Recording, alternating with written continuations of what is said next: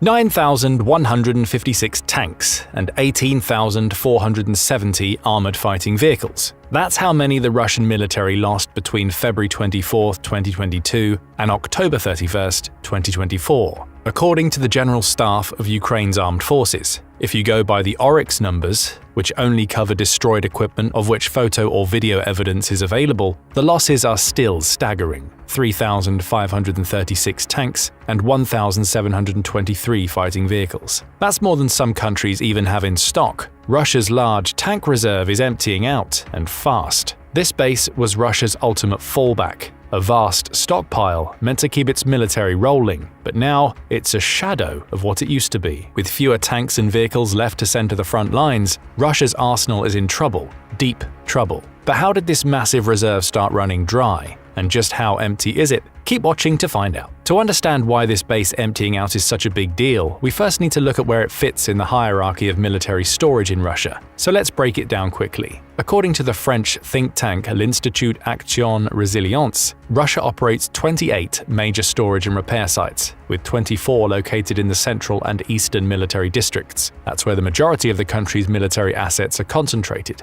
Among these bases, 9 are specifically dedicated to storing tanks and armored vehicles. But these aren't just warehouses. They play a critical role in supporting operational units and regenerating equipment for the Russian military. These facilities, referred to as the Central Tank Reserve Bases, have been around since the end of World War II, housing various tank models from the Soviet era to the present day. They are managed by the General Directorate of Armored Vehicles of the Ministry of Defense, or GAB2 for short. This agency is tasked with ensuring that the Russian Army's tank fleet is maintained and ready for action. But as you'll soon hear, it doesn't seem that GAB2 is doing a really good job. Each Central Tank Reserve Base is equipped with a maintenance battalion that oversees the storage and upkeep of the tanks. Maintenance priorities come directly from Russia's General Staff, focusing on specific models as needed. These bases are expected to use advanced storage techniques like dry air systems to preserve the armored vehicles effectively, but this part too is highly questionable, as you'll hear later on. Typically, a Central Tank Reserve Base includes an administrative building, troop accommodations, hangars for maintenance, and organized storage areas. Each base also features disposal zones for scrapped vehicles and possibly even a fuel depot. To support logistics, loading areas for rail transport are located nearby, ensuring smooth operations. Currently, the 9 Central Tank Reserve bases are spread across Russia's military districts. The Western Military District houses only one, the 22nd base in Kostroma Oblast. The Central Military District is home to 5 Central Tank Reserve bases: the 349th base in Topchika, Altai Krai, the 1311th base in Verkhnaya Pishma, Sverdlovsk Oblast, the 2456th base in Yakovo, Novosibirsk Oblast, the 2544th base in Kozulka, Krasnoyarsk Krai, and the 6018th base in Kamyshlov, Sverdlovsk Oblast. This leaves just 3 Central Tank Reserve bases in the Eastern Military District: the 111th base in Komsomolsk-on-Amur, Khabarovsk Krai, the 769th base in Ulan-Ude, Buryatia, and the 1295th base in Arsenyev, Primorsky Krai. In this video, we're zeroing in on the 769th base in Ulan-Ude. But considering the fact that a large chunk of the information we know about these bases comes from the extraordinary efforts of social media sleuths, let's first introduce them. First up is Covert Cabal on YouTube,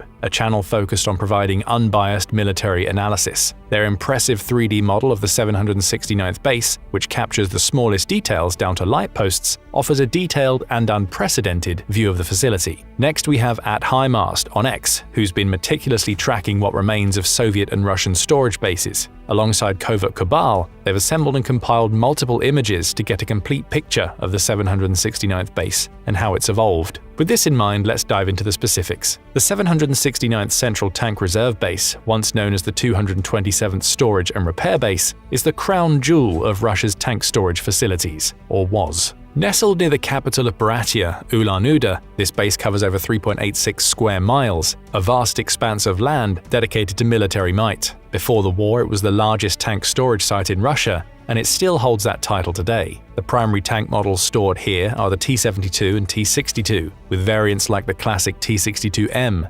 T-72A, T-72B, and the T-72 OBR 1989 making up the bulk of the inventory. Thanks to Covert Cabal's 3D model, we know the base is divided into 3 distinct sections: the northern and southern areas for vehicle storage, and a central section for logistics and supply. Interestingly, you can't simply transition from one section to another. Why? Because each section is surrounded by triple-layered security fences, so movement between them is cumbersome. To go from one section to another, you must exit through a security checkpoint, drive along the main road, and re-enter through another checkpoint. Now, Russia's military isn't exactly known for its efficiency, but this setup seems like a masterclass in military mismanagement, especially when you consider that the terrain surrounding the 769th base adds another layer of complexity. This mountainous area features uneven ground, making indoor storage garages scarce. As a result, most vehicles at this base are left exposed, with only a few maintenance garages and small covered shelters dotting the landscape. Now let's rewind the clock and briefly explore the base's history. This history of transformation and decline will reveal how this once proud facility fell into such a pitiful state. The 769th Central Tank Reserve Base has a history that dates back to the 60s. The first official mention of this base, in the West, appeared in a CIA report from 1964, shortly after the Sino-Soviet split. In the Soviet Union, this was a time of tension and military buildup in response to the perceived threat from China, so the Soviets were shifting significant forces to the east. The CIA report showcased a sprawling complex filled with massive barracks, though almost none of these original structures remain today. By the early 2000s, the base was functioning with somewhat chaotic organization. The southern section stored reserve vehicles, while the northern section housed vehicles in better condition. It's like the north was the VIP area, while the south was left to gather dust. Interestingly, the very top northern section didn't store anything at all back then, yet it was completely sectioned off. Just imagine a whole section dedicated to nothing. This oddity is a perfect reflection of the broader state of the Russian military at the time, where entire units existed without purpose or functionality. Then came 2008, a pivotal year for the Russian military, because that's when the Russian military reform, known as the Sergikov Reform, took place. Now, this wasn't just a tweak here and there, it was a full-on overhaul. The Russian military was set to reduce its strength to 1 million personnel by 2012, which meant cutting down on the number of officers and consolidating the number of military training schools from 65 down to just 10. A similar consolidation was done with the Russian military units and bases. Before the reforms, the Russian ground forces consisted of 24 divisions, including 3 tank divisions, 16 motorized rifle divisions, and 5 machine gun artillery divisions, alongside 2 division-strength military bases located in Armenia and Tajikistan. This structure was bloated and largely ineffective, as only 5 of the motorized rifle divisions were fully operational, and approximately only 13% of army units considered permanently combat-ready. By the end of the reforms, 23 of the 24 divisions were disbanded, consolidated and reconstituted into a formation of 4 tank brigades and 35 motorized rifle brigades. The result? The total number of units and formations in the Russian ground forces went from 1,890 to just 172.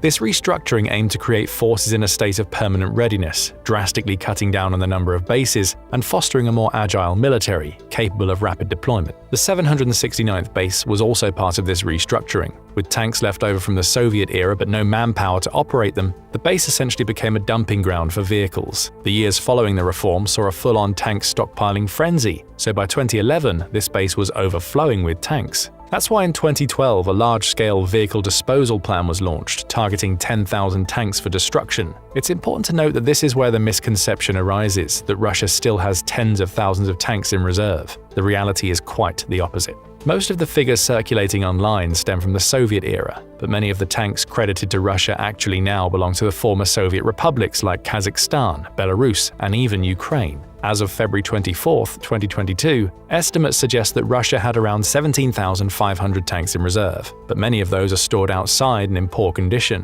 While these tanks could theoretically serve as spare parts for operational units, as many of them do, listing them as tanks in reserve is still misleading. Recent evaluations indicate nearly 6,000 usable tanks remain, but this is also theoretical, as their condition varies significantly, as you'll soon see. Basically, the idea that Russia has vast reserves of functional tanks is nothing but a myth. But let's get back to the 769th base. After Russia invaded Ukraine in 2022, this once mighty base was cleaned out hard. So hard that it experienced the largest reduction of stored tanks across all Russian facilities since the war began. By late 2022, expert analysis revealed that the base was losing its inventory at a staggering rate. Some reports suggested that the base had only 192 combat-ready tanks, with 152 mothballed outside. Another 519 tanks were in storage, while 664 were slated for scrapping. That's a total of 1,375 tanks. Covert Cabal, however, presented an even drier picture of the stock at the facility. According to them, there were only 857 tanks at the facility. As 2023 rolled in, the situation seemed to only get worse. A glance at the satellite imagery confirmed a drastic drop from 857 tanks in late 2022 to just 630 by April 2023. Most of these were T-72 models, with a few T-62s thrown into the mix. Crunch the numbers from before the war, and that's a staggering 70% reduction in stock. At the time, it was truly astonishing to see Russia's largest tank storage facility stripped of so many of its Soviet-era tanks and armored vehicles so quickly. And the worst part, the losses just kept on coming. This brings us to late September of 2024, and the latest findings from Covert Cabal and HIMARS, the findings that clearly show that the 769th base is all but empty. In a video posted on September 28, 2024, Covert Cabal showed that the decline in the number of tanks stored at the 769th base had accelerated dramatically. Previously, from September 2023 to May 2024, the base had lost 48 tanks, averaging less than 7 tanks per month. However, between May and September 2024, the base lost a staggering 79 tanks in just 4 months, which translates to an alarming average of almost 20 tanks per month. This represents a threefold increase in the rate of decline. Now, there was some speculation that winter was to blame,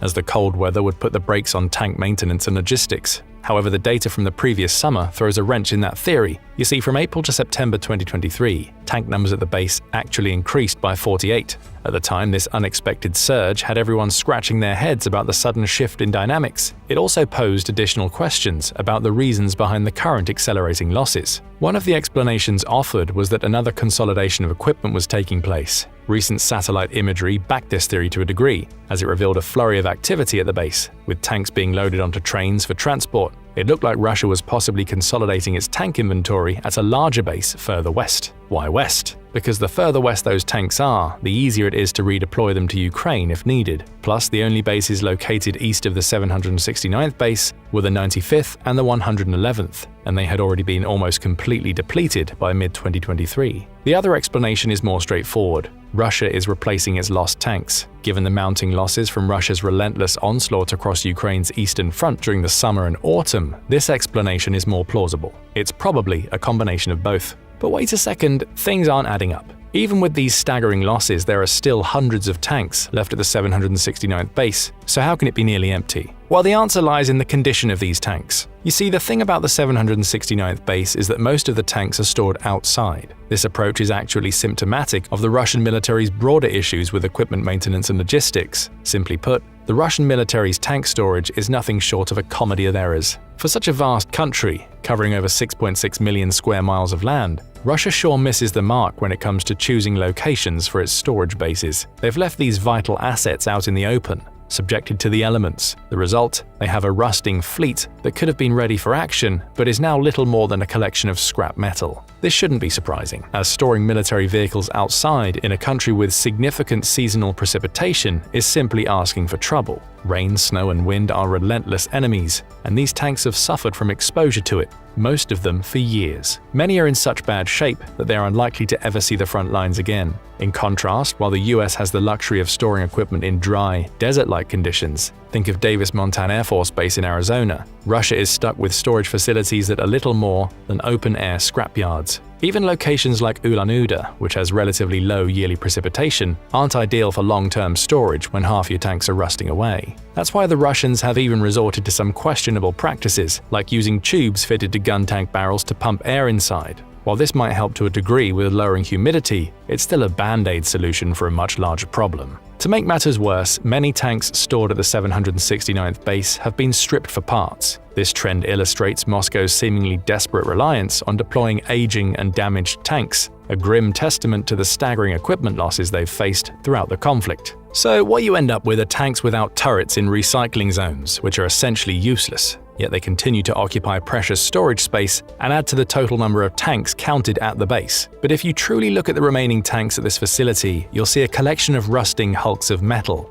rather than a fighting force. Nearly half of the remaining tanks are in such bad shape, they seem like relics from a bygone era, left to gather dust. The images show that these tanks are packed so tightly that any hope of maintenance is a lost cause. It's abundantly clear that the Russian military is playing a risky game with its aging arsenal, a game that helped to transform the 769th base into essentially a tank burial ground. But this base isn't just a ghost town for tanks, it's also a resting place for a host of other fighting vehicles ready to tell their own tale of neglect. Now, if you look at the numbers of the fighting vehicles stored at the 769th base, you might get a different impression. After all, the number of these vehicles, particularly the BMP models, has remained steady over the past 4 months, currently sitting at 509. Of course, this is still a significant drop from the pre-war figure of 919, about a 45% decline to be exact. But let's be real, those remaining BMPs aren't in any better shape than the tanks. Though it's hard to get a complete picture from satellite imagery, many appear to be missing turrets, just like the tanks. Others show telltale signs of neglect, with top passenger doors left wide open,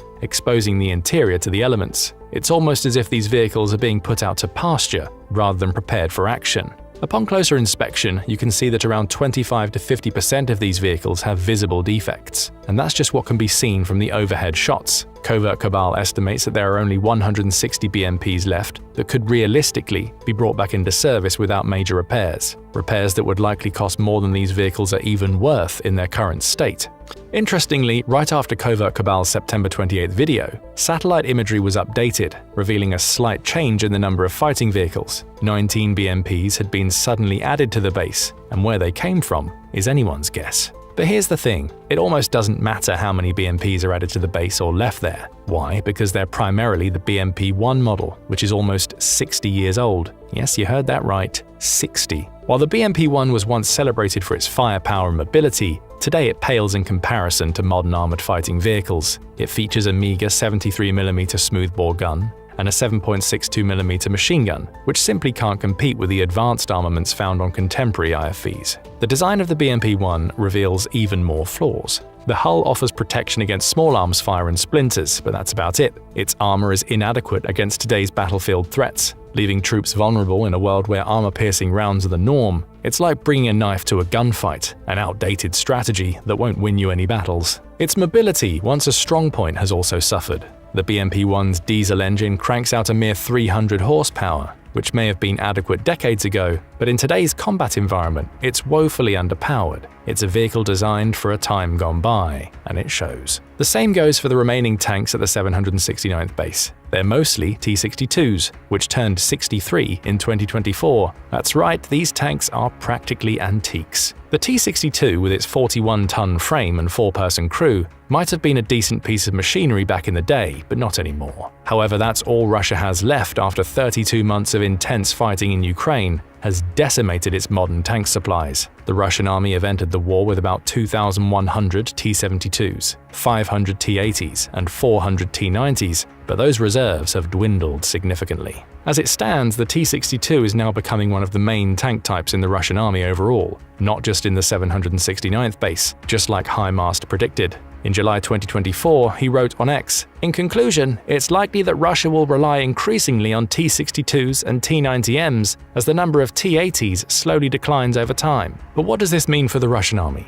Well, the T-62 has thinner armor, a mere 115mm main gun, and wait for it, a human loader. This isn't exactly cutting-edge warfare tech. That's why these tanks are easily outmatched by Ukraine's more modern T-64s, and are susceptible to mines, drones, artillery, and missiles. Analyst Andrew Perpetua summed it up perfectly. The T-62s are vaguely useful, but only by 1980s standards. With Russia's production of new tanks lagging behind due to financial woes, lack of skilled workers, and missing parts, it seems that these T-62s are the best the Russian military can muster in a pinch. So where does this leave the 769th Central Tank Reserve Base? Well, the situation is far from rosy. The massive drops in equipment previously recorded can largely be attributed to the onset of war and subsequent mobilization efforts. Now, though, the decline is primarily a grim reflection of the relentless losses on the battlefield. Sure, the base retains approximately 65% of its pre-war tanks and 55% of its BMPs, However, these figures aren't entirely indicative of operational strength. Once you factor in the actual condition of these vehicles, the numbers plummet. Covert Cabal estimates that less than 50% of the tanks are in a viable state, and the BMPs, it's less than 30. A sorry state of affairs. In essence, the 769th base has become nothing more than a dumping ground for rusted relics and damaged equipment.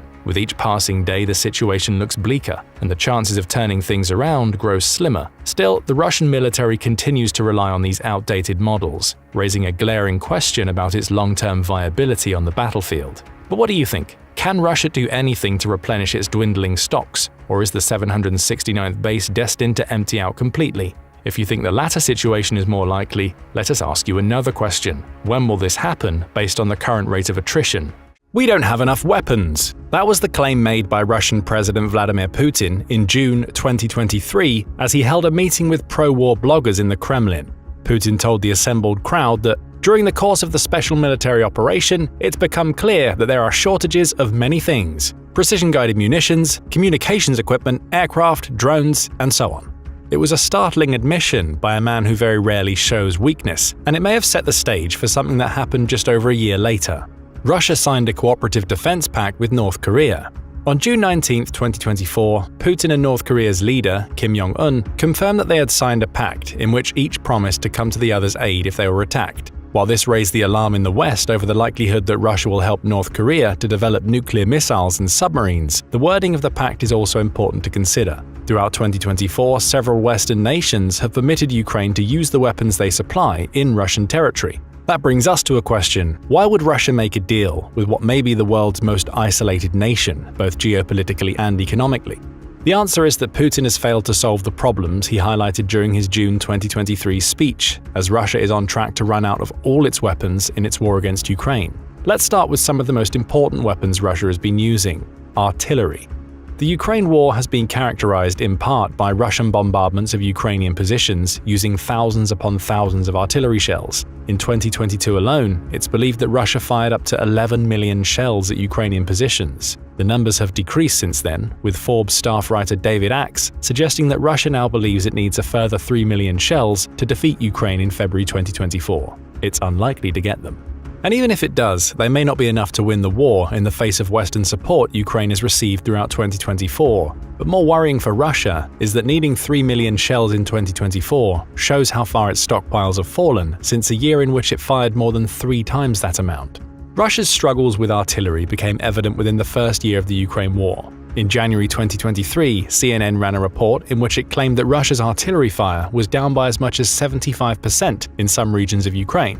Applying that to the previous year's volley of 11 million shells, this would suggest that Russia had run so low on artillery ammunition that it would only manage to fire around 2.75 million shells in 2023, a number that's suspiciously close to the number of shells Forbes said Russia believed it needed in 2024. The report speculated on several reasons for this massive decrease, including Russia rationing the shells it has remaining, or the country simply switching tactically to rely less on shells and more on other weapons. It's likely the former. The same CNN report notes that one senior US military official pointed out that Russia was being forced to rely on 40-year-old shells to maintain its bombardments. That use of degraded ammunition, combined with Russia reaching out to North Korea and Iran even back at the beginning of 2023, all point to a country that's been running out of artillery shells less than a year into the war. It gets worse for Russia. Not only is it running out of shells, but it's also running low on the artillery it needs to fire them. That information, again from David Axe for Forbes, claimed in January 2024 that Russia's soldiers are quickly running out of howitzer barrels for their artillery. These barrels are typically usable for several thousand shots before the steel used to make them becomes so brittle that they can't withstand further firing. Normally, a country would replace these degraded barrels with new ones fresh off the production line. Russia hasn't been doing that. Instead, Axe claims Russia is pulling Cold War-era howitzers out of storage. Quoting open-source analyst Richard Vereka, Axe said that these old howitzers aren't being sent to the front lines, it's their barrels that are heading to Ukraine. Russia is stripping those barrels, which are old but lightly used, and using them to replace the worn ones in its more modern howitzers. That's a problem because these older howitzers have typically been mothballed in poorly maintained storage facilities. The steel in their barrels may not have degraded much due to overuse, but they will likely have felt the effects of oxidation and moisture exposure over the last 40 years. So Russia is trying to make up for a barrel shortfall by pulling from old supplies that aren't especially fit for war. All of this may seem strange, given that there are also reports of Russia producing far more artillery shells. In March 2024, CNN put the number at 3 times more than that produced by the US and the rest of Europe, suggesting that Russia is replenishing its stockpiles. But even then, that heightened production means it's creating 250,000 shells per month, amounting to 3 million per year. That's enough to cover the amount Russia claims it needs to win the war, but far below the 11 million shells it fired during the first year of the war. Russian officials also claim that the country is firing 10,000 shells per day, which would amount to 3.65 million per year, 650,000 more than it's producing. It's these shortages that have forced Russia to rely on the few allies it has to provide artillery shells. For instance, February 2024 saw South Korean intelligence officials claim that North Korea sent 6,700 containers carrying either 3 million 152mm artillery shells or 500,000 122mm shells in exchange for food and other goods from Russia. Throw Putin and Kim's recent pact into the mix, and it's clear that Russia is being forced to rely on other countries to keep its artillery firing as it struggles to align production with the number of shells it uses daily. It's not just artillery that Russia is struggling to source. Even ammunition for basic weapons has been a problem throughout the war. In December 2022, Reuters reported on a senior US official's claim that many of Russia's soldiers are being sent to the front with old ammo.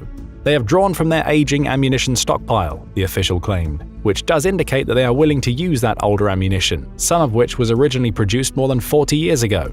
Again, we see a reliance on Soviet-era stockpiles rather than the production of new bullets. These claims back anecdotal reports that come from a similar time in the war, such as a Business Insider article that quoted Russian soldiers as they explained their predicament. The soldiers claimed that Russia threw us out into the field like dogs, following their brief basic training, before they went on to say that Russia sent them to war with AK-47s, though no ammunition to load into them. No radio, no ammo, and not a f***ing thing. No medical supplies either, one of the soldiers claimed. So it looks like Russia's ammunition situation is, at best, inconsistent. Some soldiers have modern rounds, some have none at all. As for those who have older rounds, they face the predicament of having rounds that may only be safe to fire if the cartridges have been stored somewhere cool, dry, and lacking in moisture. That can't be guaranteed, given how much of Russia's equipment was mothballed, raising the possibility of cartridge jams when firing. One official, quoted in a Reuters article published in February 2024, summed up the issue succinctly. Russia's domestic ammunition production capabilities are currently insufficient for meeting the needs of the Ukraine conflict. That faltering production affects everything from artillery shells and rockets to the bullets soldiers should be able to load into their rifles. Of course, a lack of ammunition isn't the only problem Russia's soldiers face on the front lines, and it's a problem that you could argue is balanced by Ukraine's own struggles with munition stockpiles. Perhaps far more worrying for Russia is that it's also running out of a key weapon it's been using to gain ground in Ukraine: tanks. Estimates vary on just how many tanks Russia has lost. The Kyiv Independent quoted the open-source investigative project Oryx in July 2024, placing the number of Russian tanks damaged or destroyed in Ukraine at 3,180. However, that figure comes with the caveat that Oryx's data comes from open sources, meaning that the losses are likely much higher. Ukraine's Ministry of Finance certainly suggests they are. It maintains a live tracker of Russian losses in Ukraine, leading to its claim that Russia has lost 8,344 tanks as of July 3, 2024. Still, even 8,000 lost tanks shouldn't be too much of a problem for Russia. Global Firepower, which ranks 145 nations' militaries annually based on over 60 data points, says that Russia still has 14,777 tanks, with 10,344 of those tanks being in a combat-ready state. That means it should have enough for another 2.5 years of war, right? Not necessarily. For a start, production isn't keeping pace with the losses. Once again, we cite David Axe of Forbes, who states that Russia is only producing between 500 and 600 tanks per year.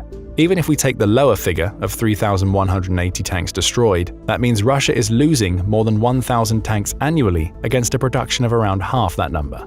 The country simply isn't building enough tanks to refill its stockpiles of those it's losing.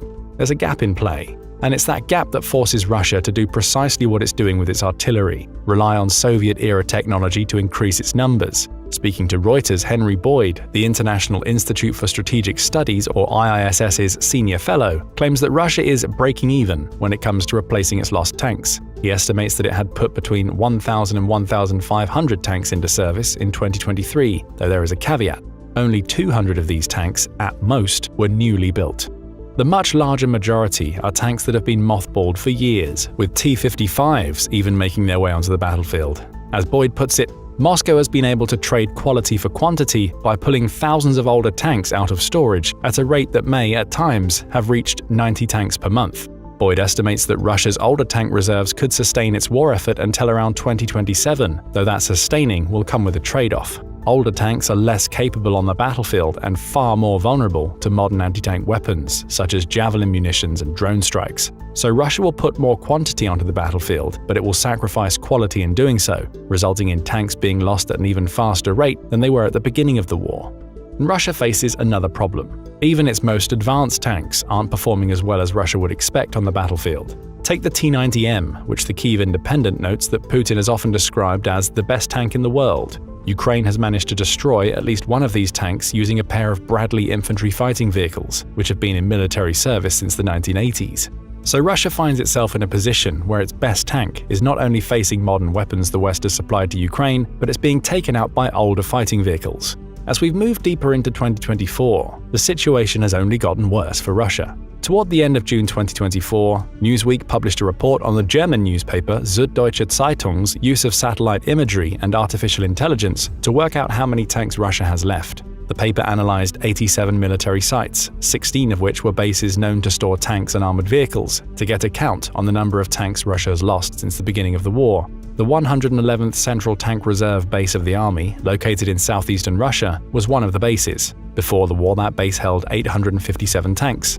Now it's empty, with Süddeutsche Zeitung's artificial intelligence suggesting that Russia has lost at least half of the tanks deployed from that base.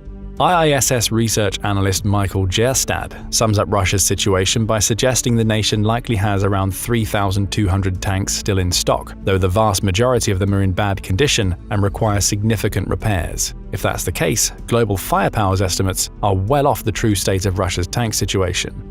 Therein lies the tank problem for Russia. Does it invest an increasingly limited set of resources into restoring 3,000 old and battered tanks, or use them to build far fewer but new tanks? Either way, its battlefield losses are outstripping its means of production. Russia's armored vehicle situation isn't looking any better. According to Ukraine's Ministry of Information, or Minfin's figures, Russia has lost 16,095 armored fighting vehicles, or AFVs, as of July 3, 2024. These vehicles aren't used in the same way as tanks, which excel at breaking through battle lines, but are instead typically used to transport troops and carry out small attacks. Minfin's numbers seem to align with other estimates of Russian AFV losses, with Newsweek reporting in May 2024 that Russia had lost 14,246. It's not a huge stretch to imagine another 1,000 or so have been destroyed in the months since. Much like with Russia's tanks, Newsweek reports on the use of satellite imagery to determine how many AFVs Russia has left. Reporting on a post by an X, formerly Twitter account run by a user named Jompy, Newsweek shared that satellite images reveal Russia has just 10,389 AFVs left in storage. That's down 32% on the country's pre-war stocks, suggesting 4,763 older AFVs have been removed from storage as of May 2024. Digging into specifics, Newsweek notes that Russia has lost over 1,500 MTLBs, which are Soviet-era amphibious AFVs, meaning it only has 922 left from a previous stock of 2,527. BMDs are another major loser. The number of airborne and amphibious tracked infantry AFVs is down to 244 in stock from the pre-war numbers of 637. You may have spotted a trend here.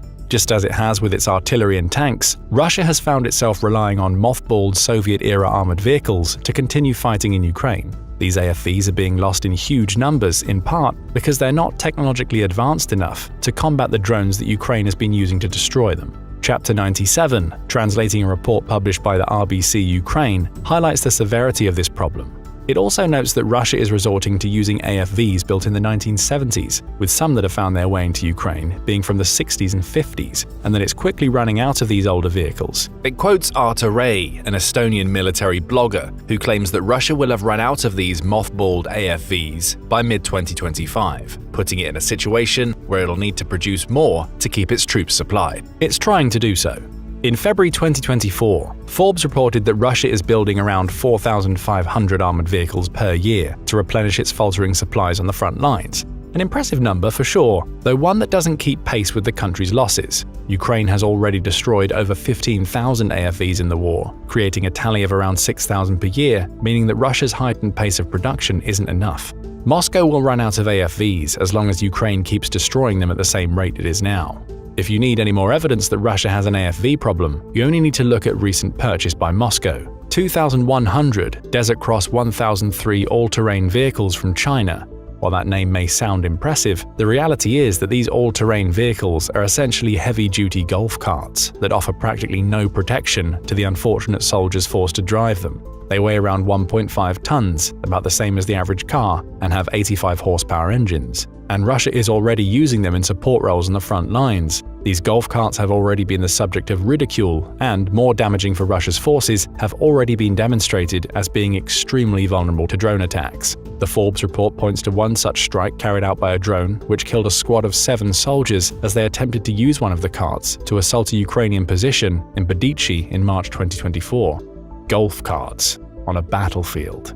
The fact they're being used at all showcases how dire Russia's armored fighting vehicle situation is. Still, at least it has plenty of missiles it can use to strike Ukrainian positions. Or does it?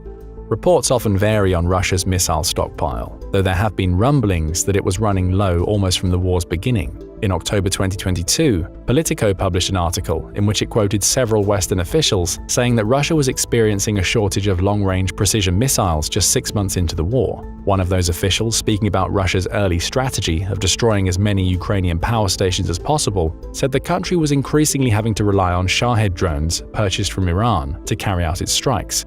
Why? Its stockpile of cruise missiles was running low.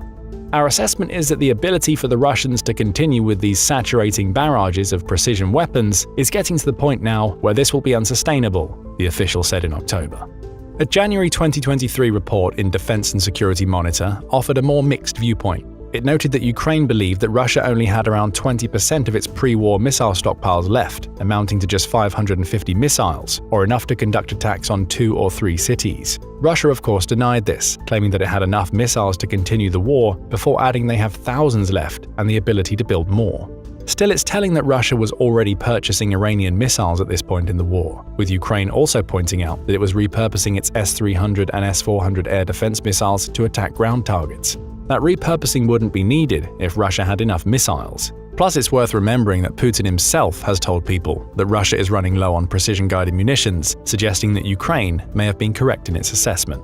Running low isn't Russia's only problem. Just a month into the war, Reuters published a report that claimed some of Russia's missiles may have a failure rate as high as 60%. Quoting a trio of US officials, the outlet said this rate of failure is one of the reasons why Russia failed to compromise Ukraine's air force during the first month of the war, despite having launched 1,100 missiles.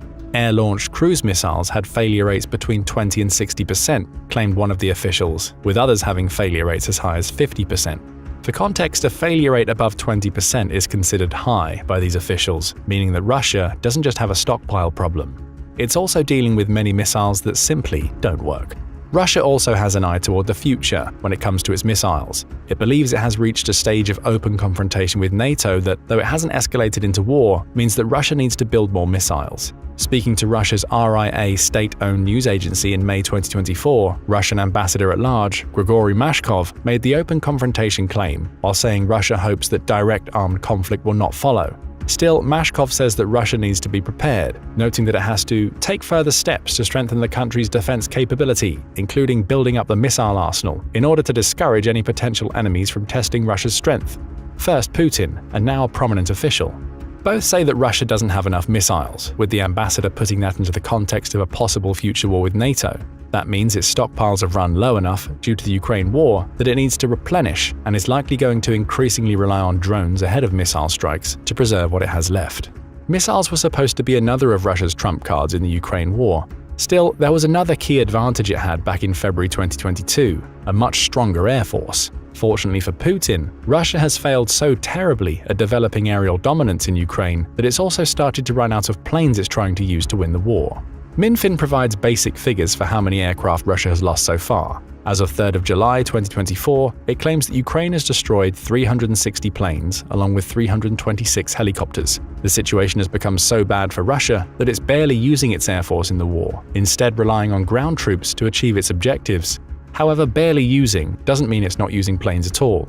It's just that those planes are getting shot down at an incredible rate.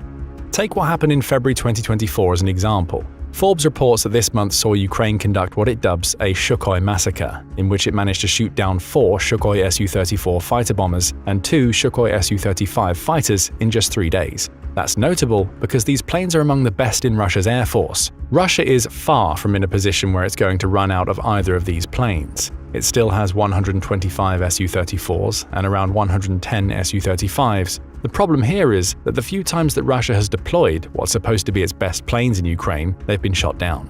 While it may not be running out in pure numbers, it's running out of situations, or perhaps the tactical knowledge, to deploy these aircraft. If that's the case, Russia may as well not have any at all. March 2024 brought with it reports that Ukraine is also chipping away at Russia's stockpile of A-50 spy planes. Russia has lost 2 of those planes to Ukrainian attacks in the first 2 months of 2024, in addition to seeing a base it uses to repair the planes damaged by a Ukrainian drone strike. A Newsweek report notes that Russia now has just 6 A-50s left, a definite shortage given that it relies on these planes to conduct aerial surveillance and reconnaissance. Lieutenant General Kirilo Budanov, who heads Ukraine's GUR intelligence agency, says that taking out one more A-50 would mean Ukraine prevents Russia from maintaining 24/7 operations. Russia is already trying to replace its downed A-50s with reconnaissance drones. Note that we said drones and not planes. That's because, as the Wilson Center reported in April 2024, the West's sanctions against Russia are preventing it from building more of its own planes. Most of the effects are being felt in Russia's attempts to build more commercial airlines. It initially, illegally, kept more than 400 foreign planes when sanctions were first instituted, but they're carrying over to the country's air force. After all, if Russia isn't getting the parts it needs to build its commercial airliners due to sanctions, it's also likely not receiving what it needs to build more military aircraft. In this case, Russia isn't going to run out of planes. It still has hundreds left, especially in its Soviet-era stock. However, it's proven itself so ineffectual at launching aerial assaults that it's barely using its air force. And when it has, it's having to watch Ukraine shoot down some of its best planes while it struggles to replace them. Finally, we come to ships. Russia's navy is in no danger of running out of ships. As Global Firepower reports, it has 781 naval assets. The problem is that the vast majority of these ships aren't involved in the Ukraine war. In fact, the only ships that it has that can fight back against Ukraine are part of the Black Sea Fleet, which contains around 60 to 70 of Russia's vessels, or at least it did. Ukraine has managed to destroy or damage around a third of the Black Sea Fleet since the beginning of the war, severely compromising Russia's ability to use its navy to strike Ukraine. Combining precision missile attacks with drone strikes, Ukraine has been whittling away at the fleet, safe in the knowledge that Russia isn't able to replenish it. Why? The Montreux Convention. Signed in July 1936, the Montreux Convention is notable because it essentially grants Turkey control over the seaborne passage through the Dardanelles and the Bosphorus, collectively known as the Turkish Straits. Specifically, Article 19 of that convention says that Turkey can close access to the Black Sea via these straits to any military ship that doesn't call the sea its home base. That's precisely what it's done since the war began. No vessels from the Russian Navy, or from any other country's navy for that matter, can enter the Black Sea. Russia was able to keep the Black Sea Fleet in place because it was stationed in the sea, but it couldn't supplement that naval force with any new ships.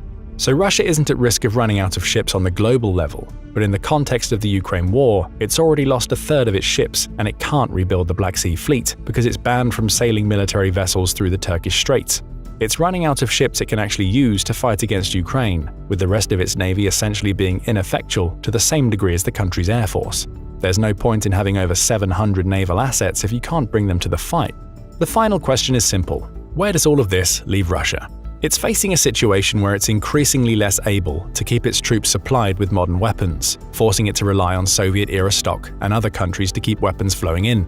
Russia has attempted to boost production, as we've seen with its artillery and AFV building, but it's unable to keep up with the pace of the losses it's experienced in Ukraine. None of this means that Russia is on the verge of losing the war right now. It still has stockpiles, and it's shown it's willing to sign pacts with countries like North Korea to get what it needs. But each passing day weakens Russia's military as it burns through more of its weapons. That only spells bad news for the country in the future.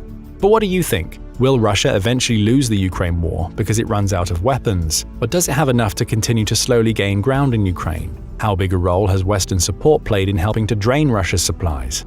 It was supposed to be so easy. When Russian President Vladimir Putin started his special military operation in Ukraine in 2022, he believed that it would be over in a matter of weeks. He'd amassed 200,000 soldiers for the job, including some of the most combat-hardened veterans in the Russian military, who were tasked with sweeping into Kyiv and taking Ukraine's capital.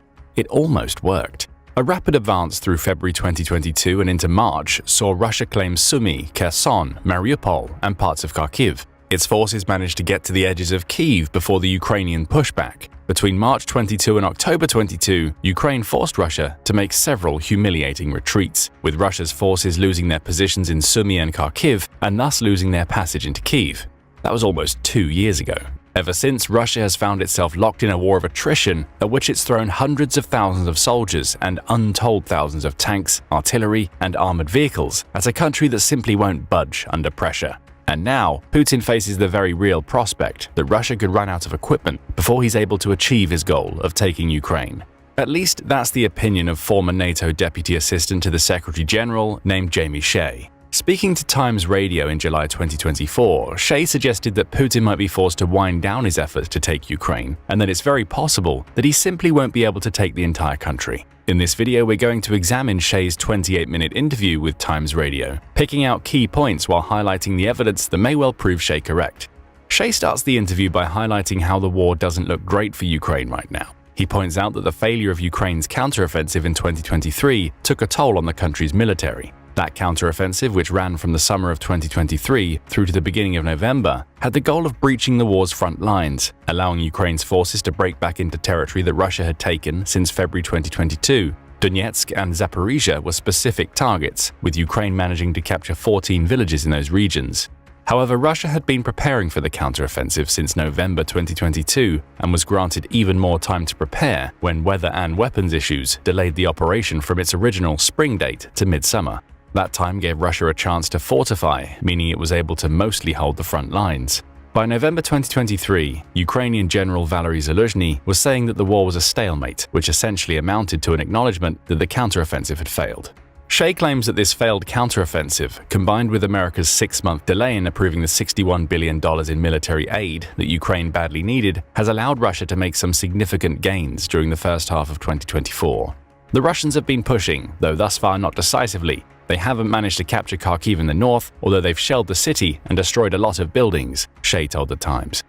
Russia has had more success to the south, nearer to the Crimean territory that it annexed in 2014, Shea says. It's captured several villages and, in some cases, come across Ukrainian defenses that were poorly prepared.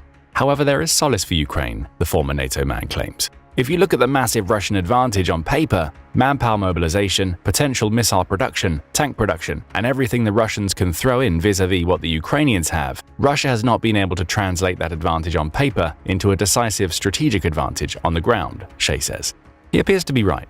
In fact, it appears that the war has been at the stalemate General Zaluzhny claimed it to be back in November 2023. At its peak in March 22, Russia controlled about 27% of Ukraine's territory, about 63,000 square miles. That was cut back to 19%, or 44,000 square miles, a month later, after Ukraine had successfully pushed the invading Russian forces back.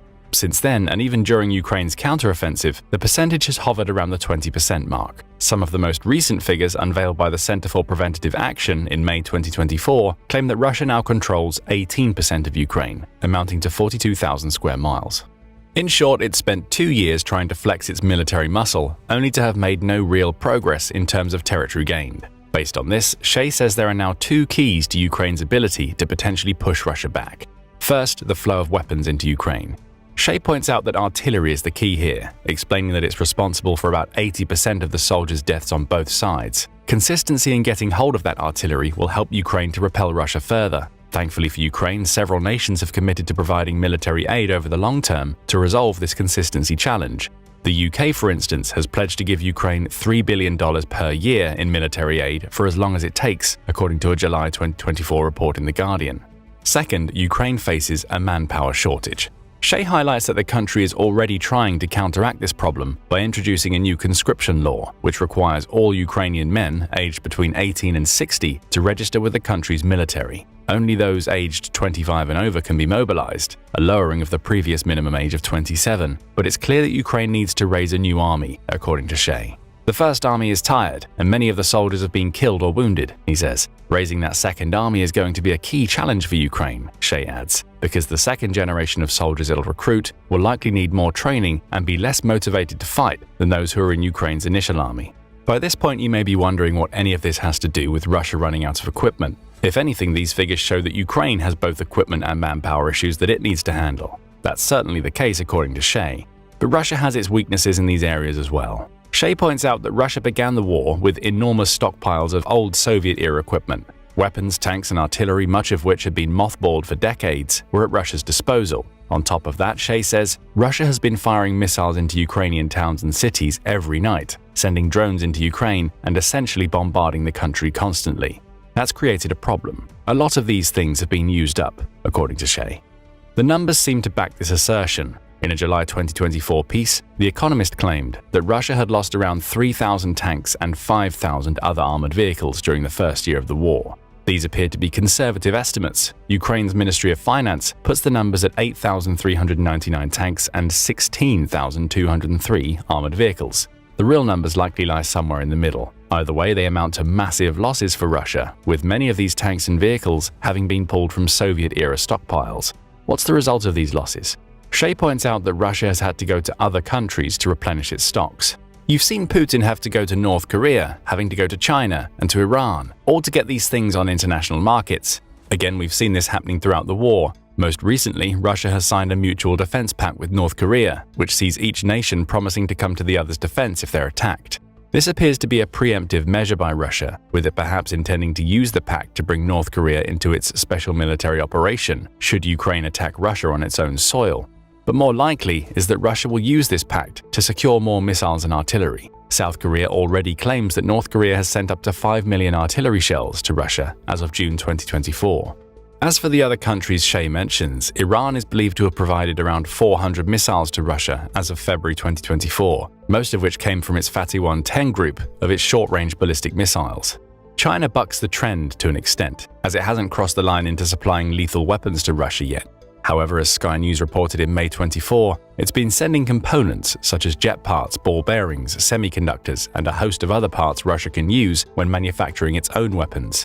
The fact that all of this is happening is actually bad news for Russia, claims Shea. It's now finding itself vying in the same international markets for military equipment that it used to supply. And though Russia has superiority in terms of sheer numbers when it comes to equipment, its need to strike deals to get more shells, missiles, and components from other countries shows that the country's Soviet-era stockpiles are far from infinite. They can, and likely will, run out. Putin recognizes this distinct possibility, claims Shea, which is why he's changed his objectives since the beginning of the Ukraine war. Putin's objectives are fairly limited now, claims Shea. I don't believe personally that he thinks he can subjugate all of Ukraine as much as he would like. Instead, Putin likely has eyes on fully capturing the portion of Ukraine that Russia partially holds. These would include Donetsk and Mariupol, with Shea claiming that Putin likely thinks he can declare a victory of sorts before imposing a stalemate on Ukraine, much like was done following the annexation of Crimea.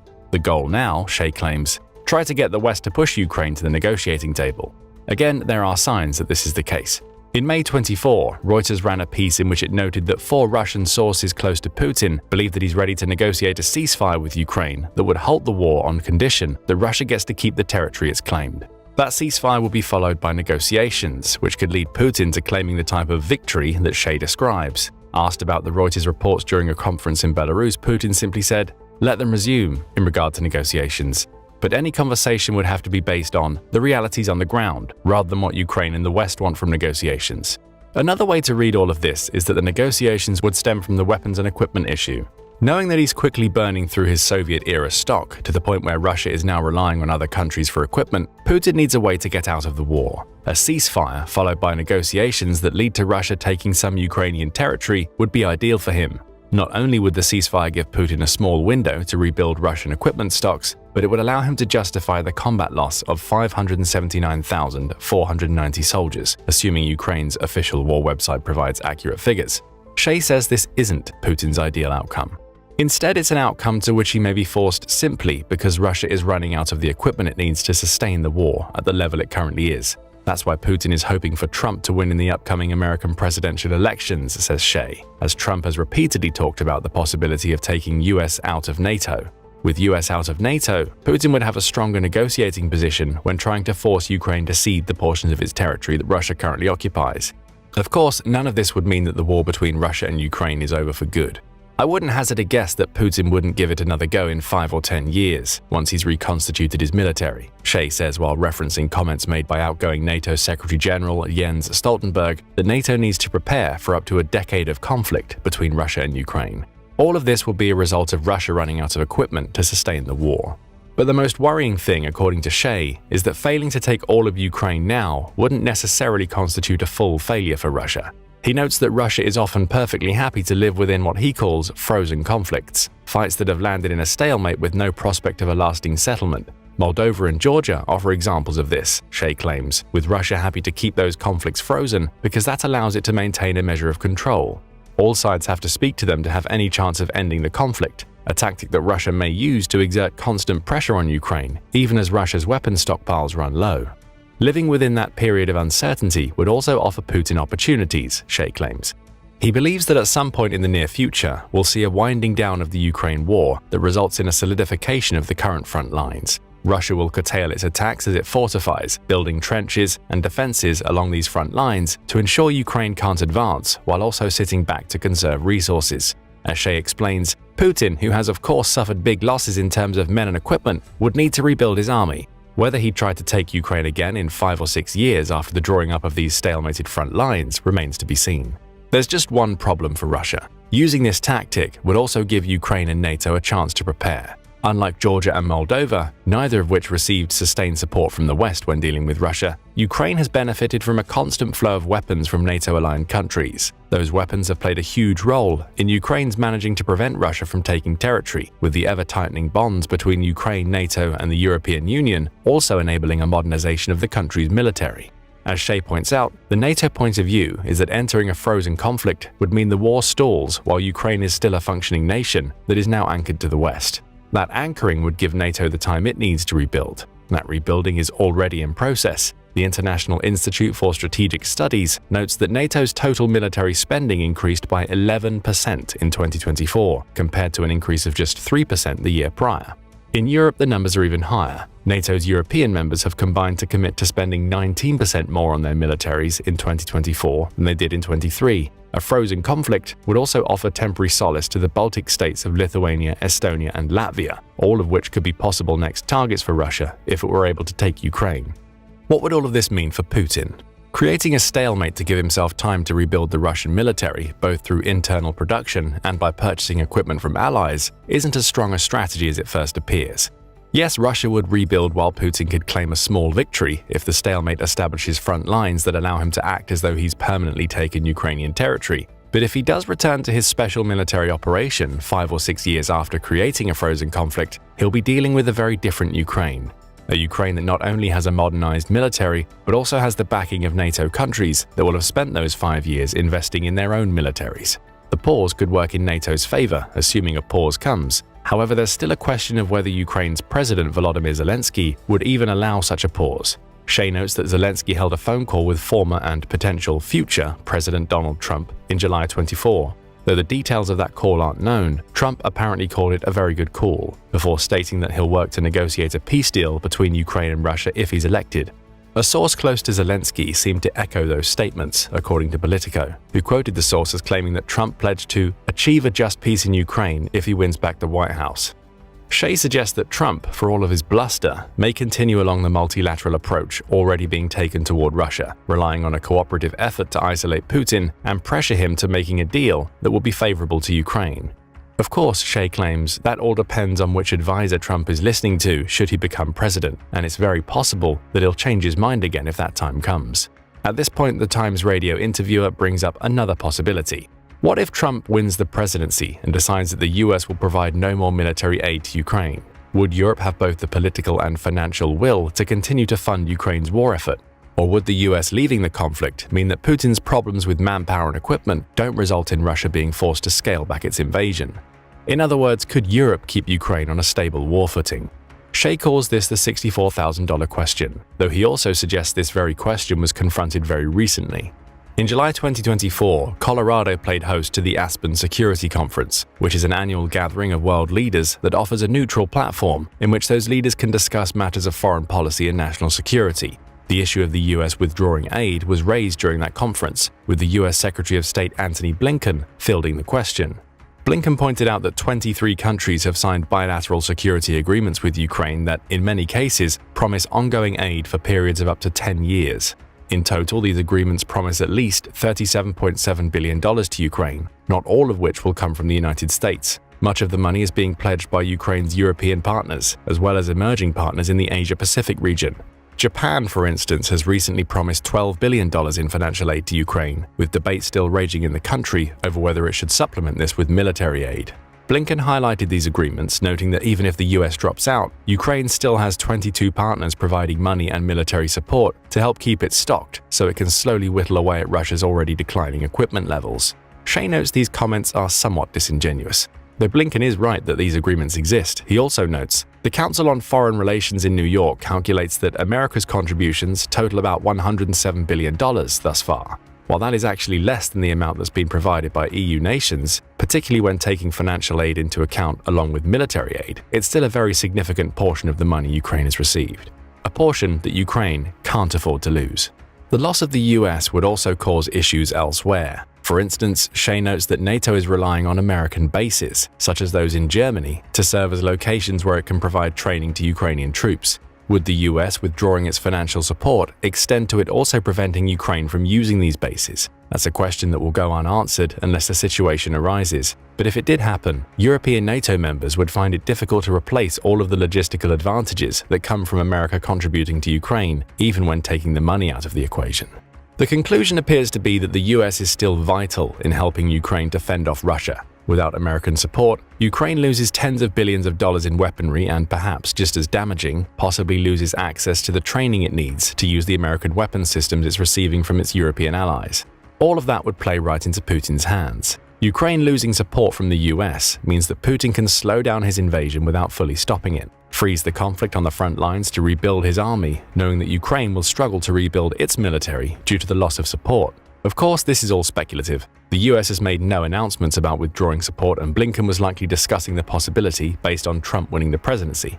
Right now, Ukraine is getting enough support to keep plugging away at Russia's ever-declining equipment numbers. Assuming that continues, there's only one real result for Russia, Shea claims. It will be seen as less of a threat as the war in Ukraine continues.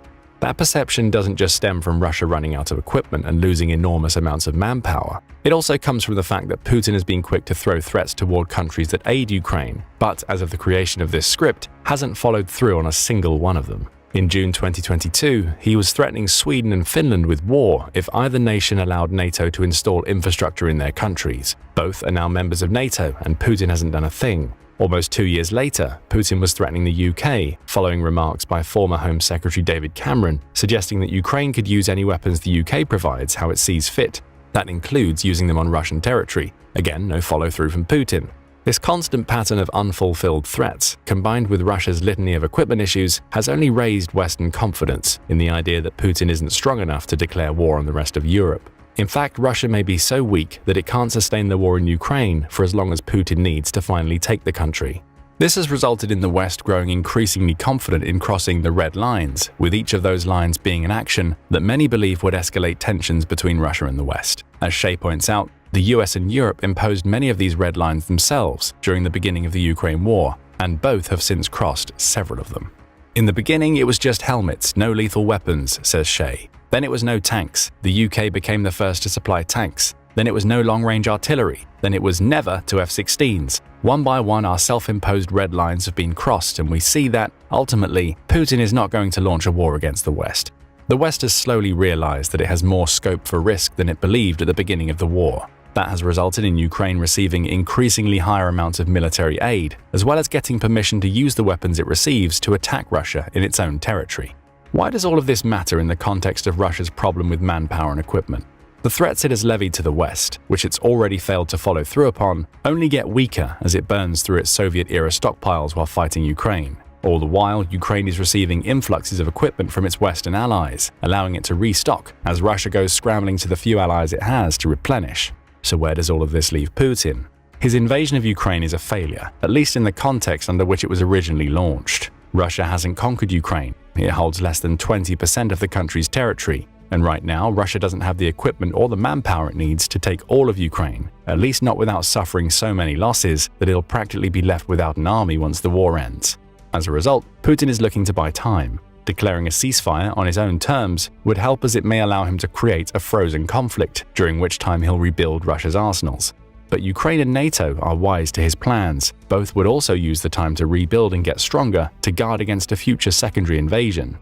Shea believes we'll see Putin's invasion wind down in the coming months as a result of these equipment issues. It's what happens after that's up for debate. So what do you think? Will we see Russia edge closer to a ceasefire in the coming months so it can consolidate and rebuild? Or do you think Putin will keep pushing, even as he watches his soldiers fail to take true advantage of the Russian military's supposed strength on the ground in Ukraine? It wasn't supposed to be like this. When Russian President Vladimir Putin launched his invasion of Ukraine, it was supposed to be a quick smash and grab. His troops would storm through the country and take Ukraine, leaving him with a huge chunk of new Russian territory. And it almost worked. During the early days of the invasion, Russian troops managed to get to the outskirts of Kyiv before being pushed back out of the city. Then came the near-unanimous support for Ukraine from major Western powers. Suddenly, Putin found himself with a war on his hands. A war that is well past the 2-year point at the time of creating this video. The smash and grab has turned into a war of attrition, and you may think that Russia is perfectly suited for that kind of war. It has the second most powerful military in the world, and it can keep throwing soldiers and equipment at Ukraine until Kyiv finally has to surrender to the might of Putin. But is that really the case? Far from having a never-ending supply of equipment and soldiers to maintain its war, Russia finds itself on the brink of being the victim of the atrophy this war has created. Simply put, it's running out of everything. If Ukraine can hold on for just a little while longer, it may soon find itself fighting a toothless Russia that isn't even able to support the troops it has in the country. How is that even possible? To explain, we'll start with one of the main pieces of equipment Russia has used in its invasion: tanks. On paper, Russia is a tank behemoth. According to Global Firepower, which releases annual rankings of 145 military nations in order of their strength in an array of departments, no other country has more tanks than Russia. It's believed to have a stock of 14,777, with 10,344 of those tanks being combat-ready. Naturally, you might assume that would mean that it can keep driving more and more tanks into Ukraine, no matter how many the Ukrainians have taken out. That's until you start to look into the numbers. In April 2024, Forbes examined the state of Russia's army and how long it will be capable of sustaining its offensive. When looking at the country's tanks, it makes the important note that Russia is capable of producing around 500 to 600 new tanks annually, which it's using to replace the tanks it's losing in Ukraine. The problem is that it's losing tanks at a higher rate than it's replacing them. In February 2024, just before the war's 2-year point, Reuters published an article claiming that Russia had lost more than 3,000 tanks in Ukraine. That was equal to the country's entire pre-war active inventory. Plus, basic math shows us that losing 3,000 tanks in 2 years means that Russia is losing 1,500 tanks annually, yet it's only producing between 500 and 600, around a third of the amount it's losing. It's an unsustainable system, as well as one that's led to Russia having to rely on far less conventional methods of transporting its troops, methods like having them drive around in golf carts.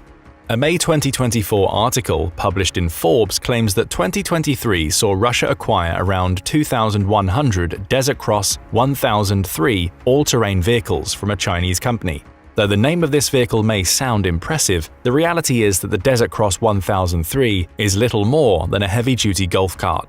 It's compact, offers practically no protection to the people driving in it, and shockingly, it's been finding its way to the front lines. That's not the way these vehicles are intended to be used. It's entirely possible to see the Desert Cross 1003 serving as a useful runaround vehicle behind the war's front lines. It can be used to transfer troops and equipment between stations, meaning the purchase has a practical purpose. However, Forbes reports that Russia's troops are so starved of vehicles that they've taken to riding the Desert Cross 1003 into battle. The Desert Cross 1003 isn't suitable for the front lines. The vehicle weighs just 1.5 tons and has an 85 horsepower engine, with no heavy armaments or armor to protect the crew inside. For those reasons, it becomes easy pickings for Ukraine and its drones. Several reports suggest that Russians riding these golf carts have been shredded by drone fire. One such incident saw the Drone Strikes Company, typically a support branch for Ukraine's 47th Mechanized Brigade, spot a team of 7 Russian soldiers riding a Desert Cross 1003. After briefly monitoring the Russians from the air, the strike drones company concluded they'd be able to do little to defend themselves from a drone attack, so it launched one. All 7 Russian infantrymen were killed in the attack, and worse yet for Putin, the entire thing was recorded as it happened by the drones before being uploaded onto the Telegram social media network. But let's come back to tank numbers. Though Russia is only building enough tanks to replace about a third of its inventory annually, it's still able to send more tanks into Ukraine. That's according to Henry Boyd, who's the Senior Fellow for Military Capability at the International Institute for Strategic Services. He estimates that Russia managed to put between 1,000 and 1,500 tanks into service between February 2023 and 24, which would be enough to replace the tanks it's already lost. The problem? The vast majority of those tanks are older models that are extremely vulnerable to Ukrainian anti-tank defenses such as the Javelin system. The situation is so bad, according to Boyd, that only 200 of the tanks Russia sent to Ukraine during that period were new models. The rest were refurbished tanks, some dating back to the early post-World War II era of the Soviet Union. Moscow has been able to trade quality for quantity, Boyd claims, going on to point out that it could likely sustain another 3 years of heavy tank losses by relying on and refurbishing its older inventory. However, the longer Russia relies on these older tanks, the heavier those losses may become. After all, Ukraine has the ability to take out tanks en masse. It's proven that already. Sending older tanks in after new ones is simply a recipe for the country to be able to destroy more of Russia's inventory. That may be why we're seeing some Russian troops resorting to driving unarmored golf carts around Ukraine. Their tanks are being destroyed at such a rapid rate that there simply aren't enough to go around on the front line that stretches for around 600 miles. Still, perhaps it's not quite accurate to say that Russia is running out of tanks. It still has plenty of Soviet-era tanks, such as T-60s, in its stockpile. Instead, it's more accurate to say that Russia is running out of modern tanks that can actually be effective on the battlefield, forcing it to rely on older and outdated models that are becoming increasingly easy pickings for Ukraine. Of course, having to dig deep into these stockpiles also creates a problem for Russia in the future. If it wins the war in Ukraine and then decides to turn its attention to another country, such as Macedonia, it will need to spend years replenishing its tank supplies before it can launch another assault in the same vein as the one it's launched in Ukraine. We see a similar situation with Russia's armored vehicles. According to the IISS, Russia lost more than 3,000 armored fighting vehicles between February 2023 and February 2024, bringing its total losses during the war up to 8,800. That means it's losing vehicles at a rate of around 4,400 annually, leading to an even higher attrition rate than it's seeing with its tanks. On the surface, this should be a problem for Russia, at least if figures produced by London's Royal United Services Institute, or RUSI, are to be believed. It points out that Russia is creating around 4,500 armored vehicles per year, which is just about enough to make good on the losses it's experiencing on the Ukrainian front lines. A pair of RUSI analysts, Nick Reynolds and Jack Watling, even point out that this rate of armored vehicle manufacture has the Kremlin believing that it can sustain the current rate of attrition through 2025. But there's a catch. Much like Russia's tanks, the supposedly new armored vehicles being sent into Ukraine aren't new at all. The RUSI estimates that around 80% of them are simply older armored vehicles, many again dating back to the Soviet era, that have simply been given a quick refurbishment and modernization before being pushed out onto the front lines. That approach is working right now. Enough of Russia's older vehicles are in good enough states of repair that they can be quickly turned around and sent to Ukraine. The problem will come as the war moves deeper into 2024, as the RUSI analysts point out. The number of systems held in storage means that while Russia can maintain a consistent output through 2024, it will begin to find that vehicles require deeper refurbishment through 2025. In other words, burning through Cold War-era stock can only get Russia so far, with its heavy vehicle losses forcing it to turn to older and older armored vehicles. all of which need much more work to bring them up to an acceptable standard than the ones the country is sending out now. Worst of all for Russia, according to the RUSI analysts, it will have exhausted most of its available armored vehicle stocks by 2026. RUSI isn't the only organization making this claim. In early 2024, the Estonian Defense Ministry also suggested that Russia is relying far too heavily on its old war stocks, preferring to refurbish what it already has rather than building new armored vehicles. The Estonian analysis examined satellite imagery to come up with rough numbers for the amounts of Russian armored vehicles that have been destroyed, are currently active, or are in storage. Their conclusion? The same as RUSI's. Russia's armored vehicle reserves will run dry at some point in 2025 or 26. The seemingly obvious solution to this problem is to build more armored vehicles. But it's here where Russia will see the sanctions placed against it by so many Western nations come to bear. Refurbishing an older vehicle requires a little metalwork, replacement of an engine, a modernization of a radio. In some cases, the vehicle may also see upgrades to its optics and armor, but that's hardly a given. The point is that Russia can minimize its use of resources to make those refurbished vehicles combat capable. Building from scratch is far more difficult. Not only does it require more materials, but Russia would also have to dedicate more labor to building new armored vehicles. It may be able to handle the latter issue, but when it comes to stockpiling what it needs, the Estonian Defense Ministry points out that significantly improving production quality under international sanctions is likely unrealistic even in the medium term. The problems Russia faces are threefold. It's going to increasingly struggle to get machine tools, high-quality components, and factory equipment if the sanctions against it remain in place.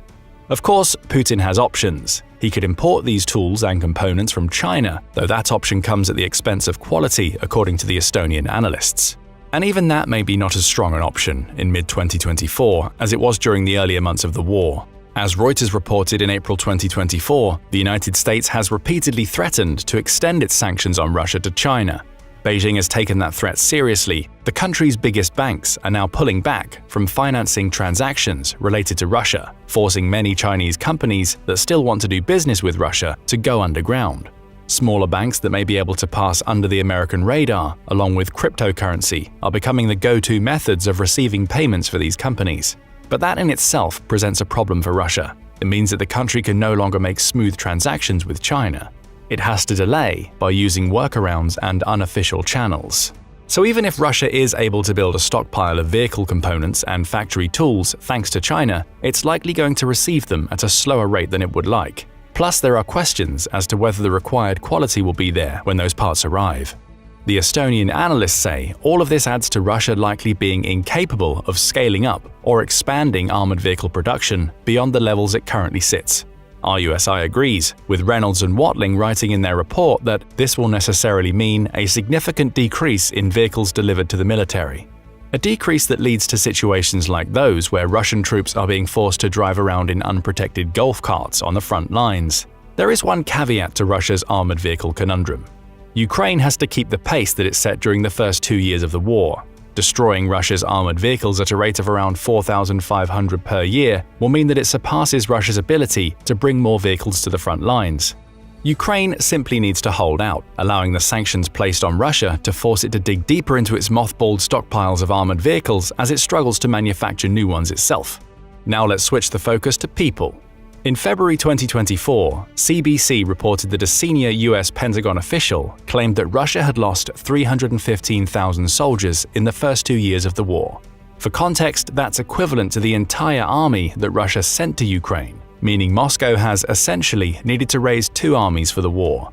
It's perfectly capable of doing that. As Global Firepower reports, Russia has around 69.5 million people who could be part of its military, with 46.4 million fit for service and a further 1.275 million reaching military age every year. If that's the case, how could Russia possibly be running out of people for its war? Even with the loss of over 300,000, and the number may be closer to 400,000 if Ukraine's statistics are accurate, Russia has been both able to replace its lost ground troops and has more people it can send to the front lines when needed. But there are multiple issues at play here. The first is that many of Russia's soldiers simply don't want to be in Ukraine.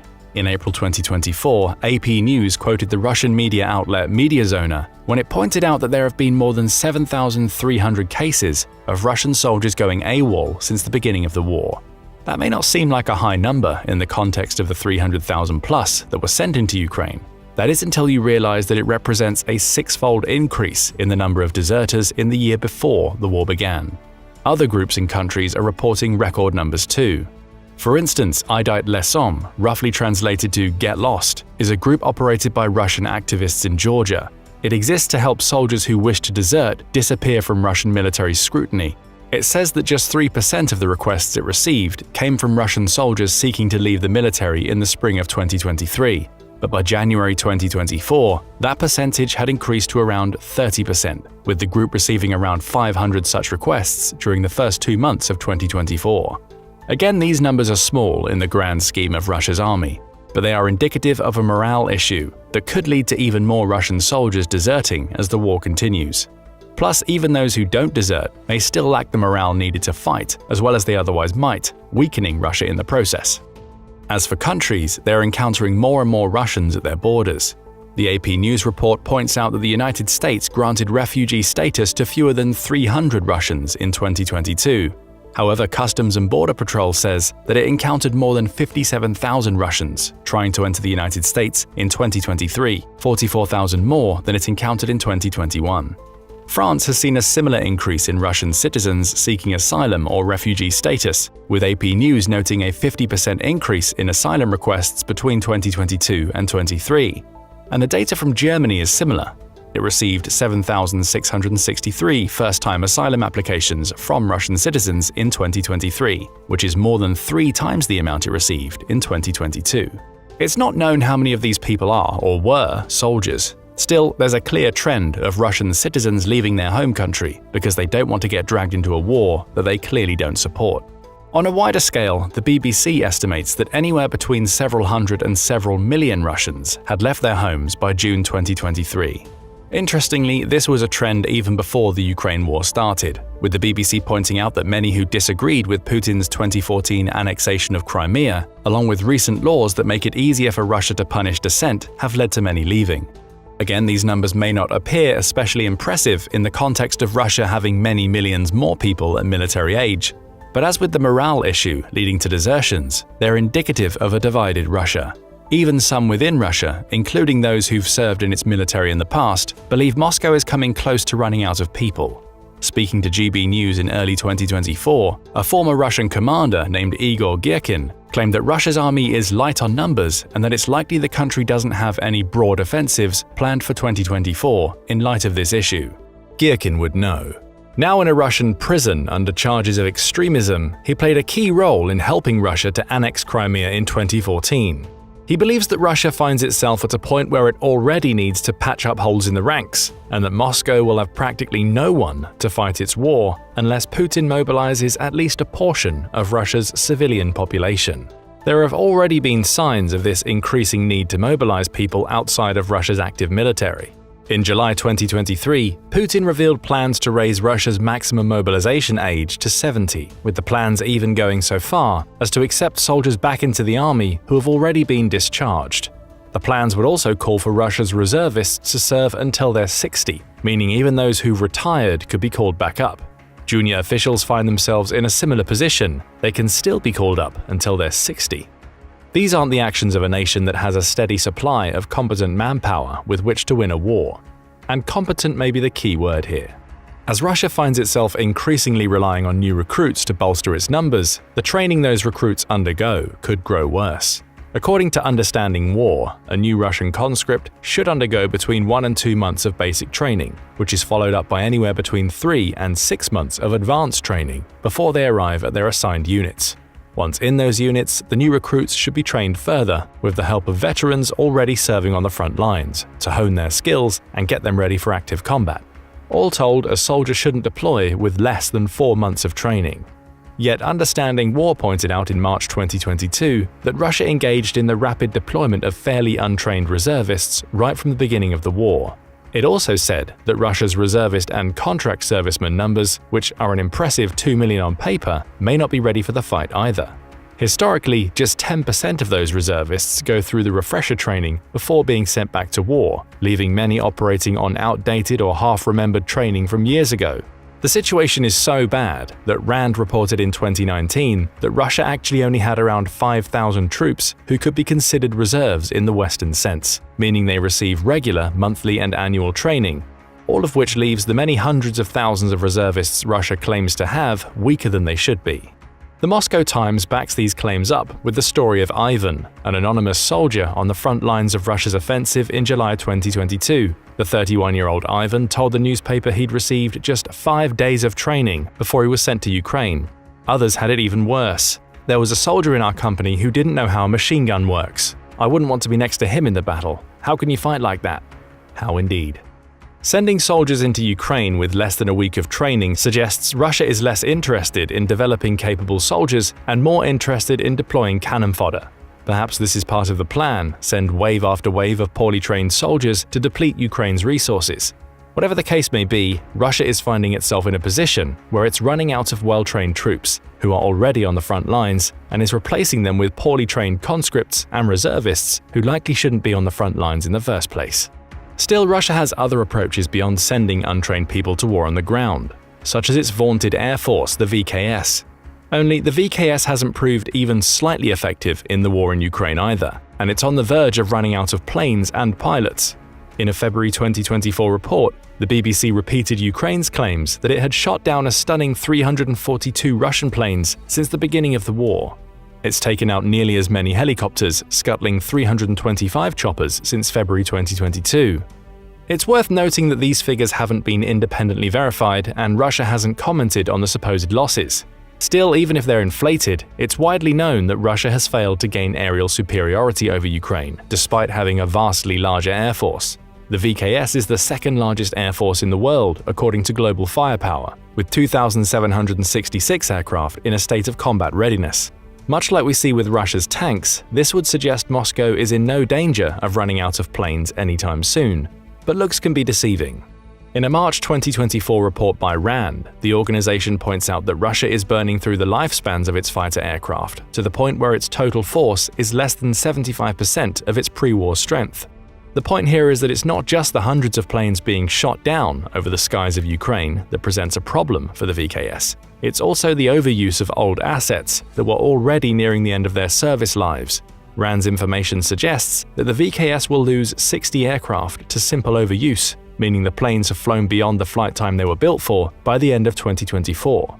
That's planes that aren't going to be shot down. They'll just be cycled out of the Russian inventory altogether because they can no longer be relied upon to fly. RAND also points out that Russia is only building 20 Su-30, Su-34, and Su-35s per year. This equates to it only replenishing about a third of its stock it's losing due to age. That's before you even consider the combat losses Ukraine has inflicted upon the VKS. It's also worth pointing out that a little more than half of the VKS's tactical airframes are over 30 years old. A little déjà vu might come into play here, just as with its tanks. Russia is increasingly reliant on older equipment to maintain its attacks in Ukraine. The problem the VKS has is that its planes are far more delicate than tanks in the mechanical sense. An old Soviet-era tank can keep chugging along with refurbishments and modernizations for as long as needed, assuming it isn't destroyed in combat. That's not the case for older airframes. They have a limited lifespan and become practically useless once they've reached the end of their road. RAND speculates that these lifespan issues may not affect Russia too much in Ukraine. The problem will come later. Russia will need to rebuild the VKS once the war is over. For instance, Moscow has used its older MiG-31s and Su-27s to conduct air patrols at a distance and occasionally support hypersonic missile strikes on Ukrainian territory. These older aircraft began the war with between 20% and 35% of their original airframe lives remaining, meaning they're likely going to cycle out of service long before the war ends. Where does that leave Russia in the future? The VKS will be depleted, with Russia being forced to build more and newer planes to replace the older models it's lost. That's where the sanctions issue affecting its tank production comes into play. Russia will struggle to build more planes because it can't get its hands on the materials it needs. Perhaps that's why we're seeing Moscow only requisitioning about a third of the planes it needs to replace those cycling out due to airframes hitting the end of their lifespan. Furthermore, the combined NATO forces have access to around 800 fifth-generation aircraft, and they purchase another 100 or so annually. Russia is relying on Soviet-era planes that are also going to be unable to fly, while failing to replenish the VKS with fifth-generation jets that could keep it competitive with other countries after the Ukraine war ends. And it's not just planes that present a problem to the VKS. Pilots are also an issue. That's according to Colonel Hannes Tumsalu, who's part of the reservist Estonian Defense Forces. When examining the sinking of Russia's Novichokazk warship in 2023, he pointed out that the Ukrainians apparently struck the ship with French Scalp cruise missiles launched from Su-27 jets. Given that those missiles have a range of 155 miles, Ukraine can now fire on targets from outside of Russia's aerial defense zone. But more worrying for Russia, according to Tumsalu, is the possibility that it's running out of experienced pilots. How else could you explain Russia failing to put up a defense against the missiles Ukraine used to sink the Novichokazk? Or as Tumsalu puts it, the young do not yet understand how to fight the old, experienced ones. That's an opinion shared by Yuri Inhat, a spokesperson for Ukraine's Air Force who spoke to Pravda in May 2023 to discuss the state of the VKS. He pointed out that Russia continues to train pilots, meaning it's not going to run out of people to put in planes anytime soon. In fact, it has between 100 and 150 pilots graduating from its training schools annually. The problem for the VKS is that this plays into Ukraine's hands. Inhat says he doesn't believe the VKS will run out of pilots. However, as he states, it's obvious that the quality of the Russian personnel will diminish. Russia's early aerial losses in the war not only saw it lose equipment, it also sacrificed many pilots who had combat experience in Syria. The replacements are essentially being forced to learn on the job, coming fresh out of pilot school, only to find themselves deployed into a combat situation. Perhaps that, combined with aging airframes, is why Russia has limited the use of its VKS in the war. It's running out of good planes and quality pilots to fly them. Then there's Russia's Navy. We mentioned the loss of the Novichokazk warship earlier, and that's far from the only ship Russia has lost during the war. The strangest thing about this situation is that Ukraine barely has a navy to speak of. Global Firepower says it has just 104 assets, with most of those being simple patrol boats that aren't effective in a naval battle. We should have seen Russia take advantage of that fact. The dreaded Black Sea Fleet should have dominated the waters that give it the name, providing Moscow with a waterborne passage into Ukraine. But that isn't what's happened. Instead, Ukraine has wreaked havoc on the Black Sea Fleet.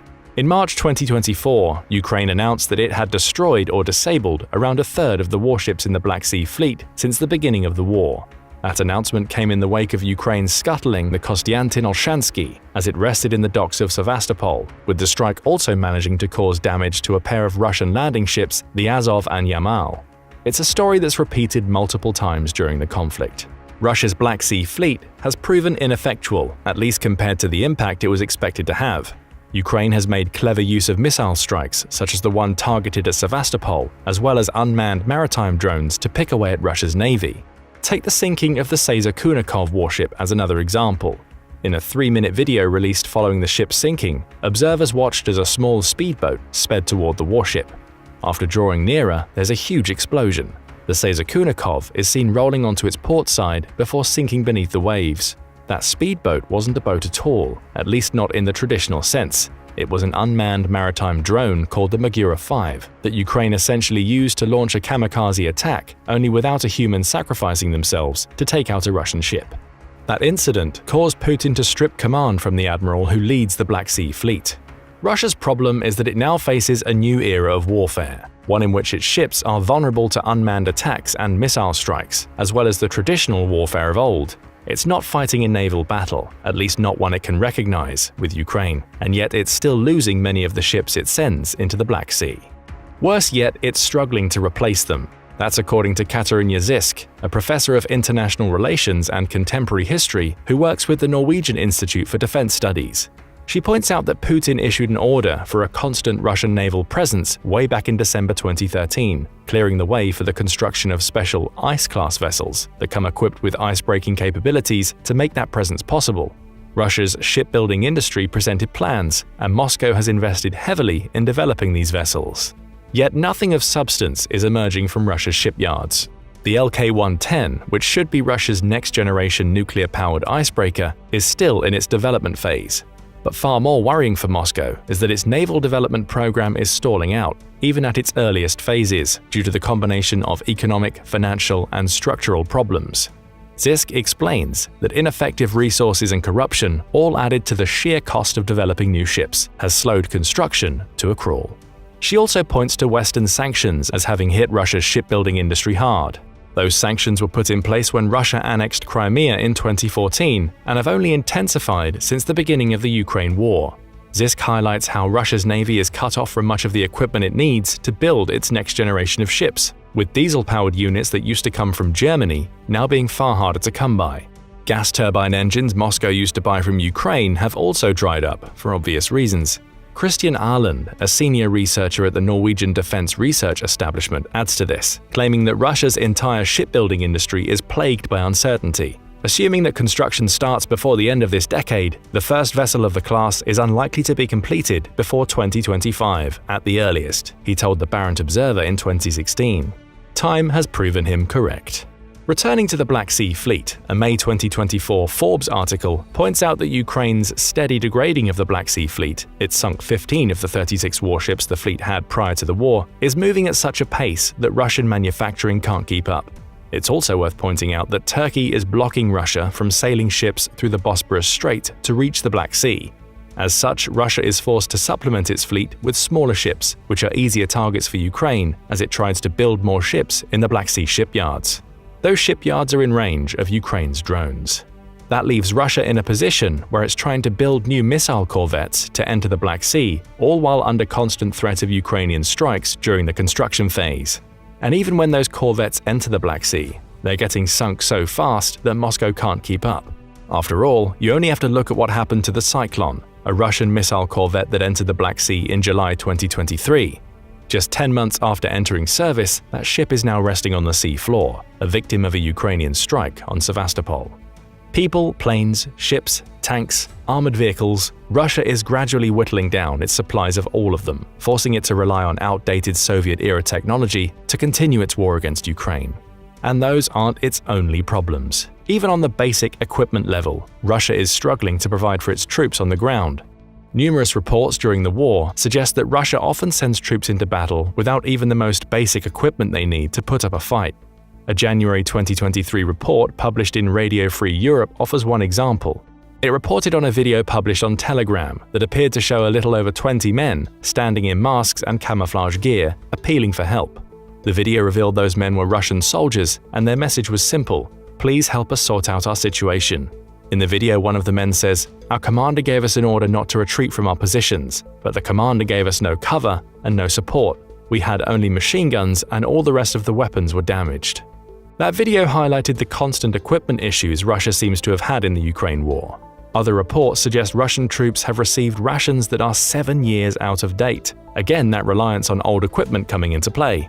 And if more recent reports are to be believed, Russia faces extreme challenges in finding new equipment and materials to continue the war. That's according to a February 2024 article published by the BBC, which quoted a Western official who says that Russia's domestic ammunition production capabilities are currently insufficient for meeting the needs of the Ukraine conflict. The official goes on to claim that sanctions have hit Russia so hard that it's been forced to look for alternative means of supply, such as buying equipment from other countries to keep its war effort going, or requisitioning equipment that it's meant to be sending to other countries. The BBC reports that Russia did exactly that to India, keeping hold of equipment it was meant to be sending for use in the war. Perhaps that partially explains why India is now increasingly buying from Western suppliers. Russia's supply is drying up, and it can't get the weapons it needs from Moscow anymore. There's also Russia's artillery problem. Forbes estimates that Russia has around 2,000 howitzers stationed across the 600-mile front in Ukraine, with those howitzers firing a combined 10,000 shells daily. That comes out to around 5 shells per day, though it's likely more for the artillery that's stationed in the most critical areas of the front lines. Even at 5 rounds per day, that means the average Russian artillery barrel will last for about a year before its steel becomes too brittle. Those barrels need replacing.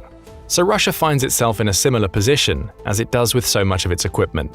Not only is it losing artillery by the shed load, one report suggests it lost 1,143 pieces to Ukraine since the war began, but the artillery it still has is degrading. That's led to Russia pulling thousands of Cold War-era towed howitzers out of storage. Those howitzers aren't being sent to the front lines. Instead, they're having their barrels stripped and repurposed to replace the worn-out barrels on Russia's current howitzers. Again, we see Russia burning through its old supplies instead of manufacturing new barrels, perhaps yet another effect of the sanctions placed against it. All of this leads us to a final question. Does Russia have enough equipment to see out the Ukraine war? The odds are that it does, assuming the war ends in the next year or two. But the more worrying thing for Russia is the state in which its military will be when the war ends. Will it still be seen as one of the world's dominant military powers, or will its army be so depleted, with sanctions making it more difficult to recover, that it'll essentially run out of what it needs to be considered a powerful nation by the war's end? Russia's weapons production has increased dramatically. Russia's defense industry gears up for a long war. The scale of Russia's rearmament has NATO worried. These are just some of the headlines that flooded the internet as Russia's weapons industry saw a boom in 2024 instead of the doom many Western experts had predicted. Of course, no one can fault the writers behind these articles, as one look at the figures coming out of Moscow paints a picture of a thriving war machine that has made an almost miraculous recovery. Factories running at full tilt, assembly lines churning out artillery shells, tanks, and missiles at an unprecedented pace. In the artillery department, Russia has even bested the US, producing about 250,000 shells per month, which is nearly 3 times the quantity the US produces for Ukraine, and that's combined with Europe. However, beneath the glossy reports and the numbers that seem to defy expectations, whispers of resource shortages, outdated technology, and rampant corruption tell a far different story. Russia's weapons industry might have been propped up by sheer force of will and held together by desperate measures and hollow propaganda, but it is, in fact, teetering on the edge of collapse. And the truth is that this industry was always going to fail, no matter how much the Kremlin tried to mask its decay. After all, no empire can thrive on rotting foundations. But why is Russia's weapons industry failing so badly? And what deeper forces are driving it toward inevitable collapse? Keep watching to find out. To understand just how different reality is from what's being portrayed, let's look at the propaganda coming from the Kremlin, and then gradually peel back its layers and examine the crumbling foundations of Russia's weapons industry. According to the Kremlin, Russia's weapons industry has never been stronger. The historic increase in Russia's military expenditure alone should serve as proof. In 2022, Russia adopted an expenditure plan that allocates $600 billion for national defense, security, and law enforcement between 2022 and 25. About $75 billion was planned for 2022 and $84 billion for 2023. In 2024, a record-high pre-planned military expenditure was introduced, with reports pointing to a $140 billion figure. This would mean that 35% of all government spending in 2024 was directed toward fueling the military machine. An enormous commitment that, on the surface, signals Russia's determination to sustain its military power. With all this money pouring into the defense sector, it shouldn't be surprising that the official data on arms production, coming from the Kremlin, also paints a picture of tremendous success. According to Russia's Ministry of Digital Development, Communications and Mass Media, in 2023 alone, the production of armored vehicles in Russia increased 3-fold. For drones, it increased 2-fold. In communications equipment, weapons, electronic warfare, and reconnaissance, more than 5-fold growth. Those were the exact words of Russia's Prime Minister Mikhail Mishustin at a meeting discussing the needs of Russia's armed forces. He added that the volume of production of armor protection items also increased 3-fold, which was good news for all the Russian soldiers, fearing they would be sent into battle, ill-equipped and vulnerable, like many of their predecessors in the conflict. To keep up with these intense production volumes, the Kremlin has reportedly engaged over 360 enterprises, commissioning approximately 37,000 units of various equipment. This has allowed another 520,000 employees to be involved in the defense sector, pushing the limits of production capacity. The result, Russia's weapons industry is not only fulfilling its quotas, but it's doing so ahead of schedule. That's if you believe a word of the official reports coming from the Kremlin. Remember, that's the same Kremlin that presented mind-blowing figures regarding mass mobilization in Russia.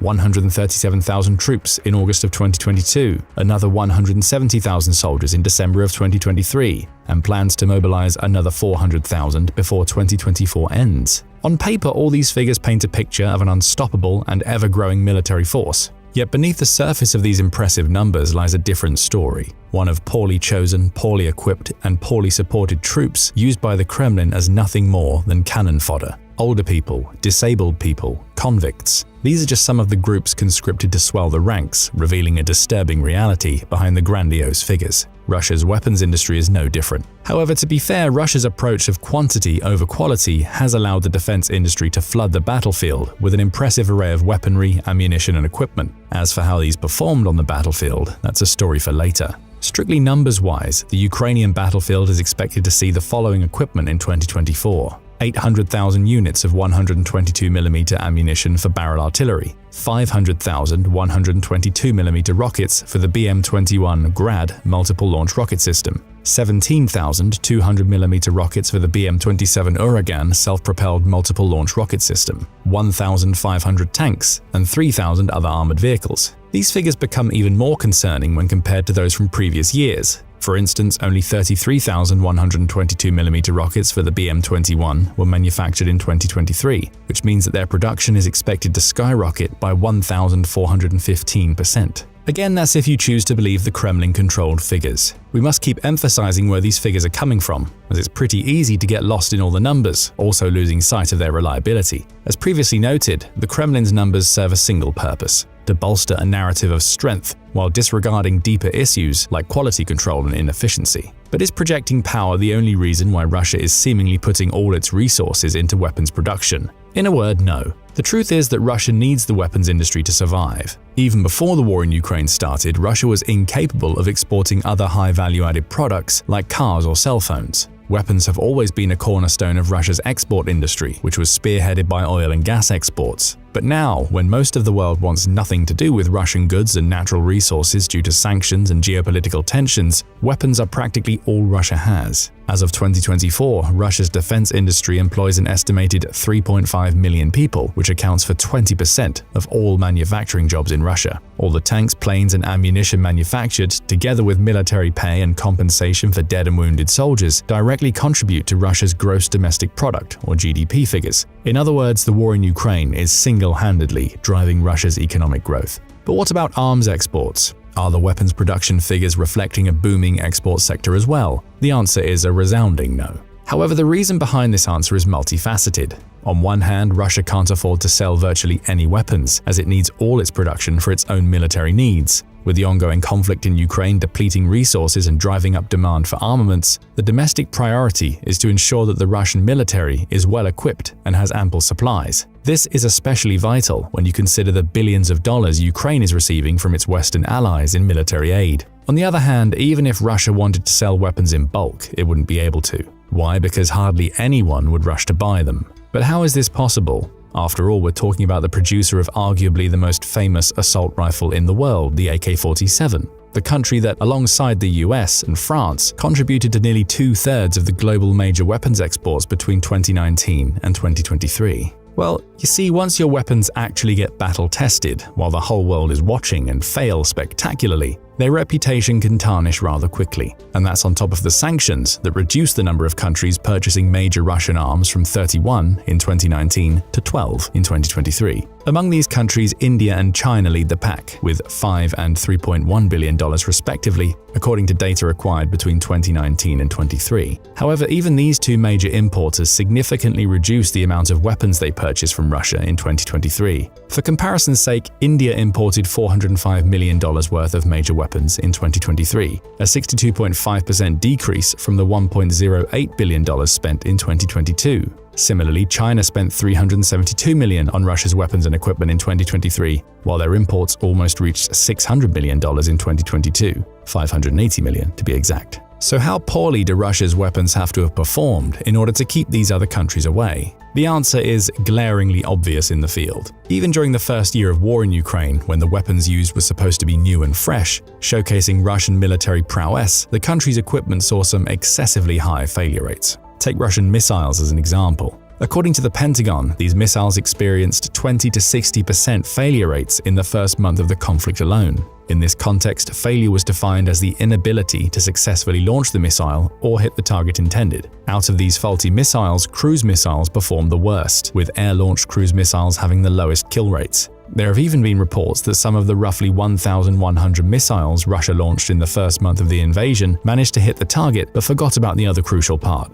actually exploding. The Pentagon explained this phenomenon as a result of both quality control issues and fusing problems. Still, in their March 25, 2022 report, the Pentagon officials warned Russia still had about 50% of their missile inventory available. And despite the high failure rates and performance issues observed, such a high amount of the remaining stockpile still represented a substantial threat. Well, by May 10th of that year, this threat all but vanished. as the Pentagon reported that Russia had almost depleted its missile inventory. Unsurprisingly, Russia was no longer eager to shoot off what little remained left and right, given the abysmal performance and dwindling stockpile, so the missile use continued at a significantly reduced rate. Now the performance of the Russian missiles is disastrous in and of itself. However, it reaches a whole new level when you consider all the praises the Russian military lavished upon their missile technology before the conflict. Former Deputy Prime Minister, now the Director General of the State Corporation for Space Activities, Roscosmos, Yuri Borisov, described Russia's hypersonic missiles as high precision, claiming that they can be used to eliminate enemy targets such as parked vehicles, arms depots, command posts, infrastructure targets, with the error probability of just a few meters. He added that these missiles, primarily referring to the likes of the Bal, Bastion, Iskander, Kalibr, KH-101 and Kinzhal missiles, can travel hundreds of kilometers and have next to zero CEP. CEP refers to circular error probability, which measures the radius within which a missile is expected to land around its target, indicating its precision. So a missile with a CEP that's close to zero is supposed to always hit its intended target with remarkable accuracy. However, the war in Ukraine proved that these praises were nothing more than wishful thinking. Although, to be fair, even pre-war reports had hinted at the possibility that Russia's missiles might not live up to their lofty claims. For example, in 2017, Igor Rosin, a Russian military journalist, reviewed Russia's most devastating sea, ground and air missiles. When talking about the Kalibr naval cruise missile, he said that it had an accuracy of 30 meters, which is roughly 100 feet. When discussing the KH-101 air-based missiles, he described them as being able to eliminate targets up to 5,500 kilometers or 3,400 miles away with an accuracy of 5 to 50 meters, which is 16 to 164 feet. Now, 5 meters might not be too much, but 50 is certainly quite far from the supposed near-zero CEP. In fact, 50 meters is not even close to the precision needed for high-value targets. This sort of expectation versus reality gap is, without a doubt, one of the leading reasons why Russia's weapons industry is failing so badly. However, it's far from the only one. With this in mind, let's dive into the factors contributing to the downfall of the Russian defense sector. To start, let's expand on the first reason we mentioned. Russia's weapons in practice simply can't match the expectations on paper, which has led most of the country's arms importers to rethink their purchases. Even if you know a little about the technicalities of weaponry, think about it logically. How did a country once touted as the second biggest military power in the world fail to quickly defeat Ukraine, a nation with drastically fewer resources and a smaller military? Russia's propaganda was so effective that even Western commentators saw Kyiv falling rather quickly. After all, Russia's claims and previous military actions, like its swift victory in Georgia, mighty intervention in Syria, and its aggressive posture in Crimea, had set a precedent for rapid success. But let's look underneath the surface.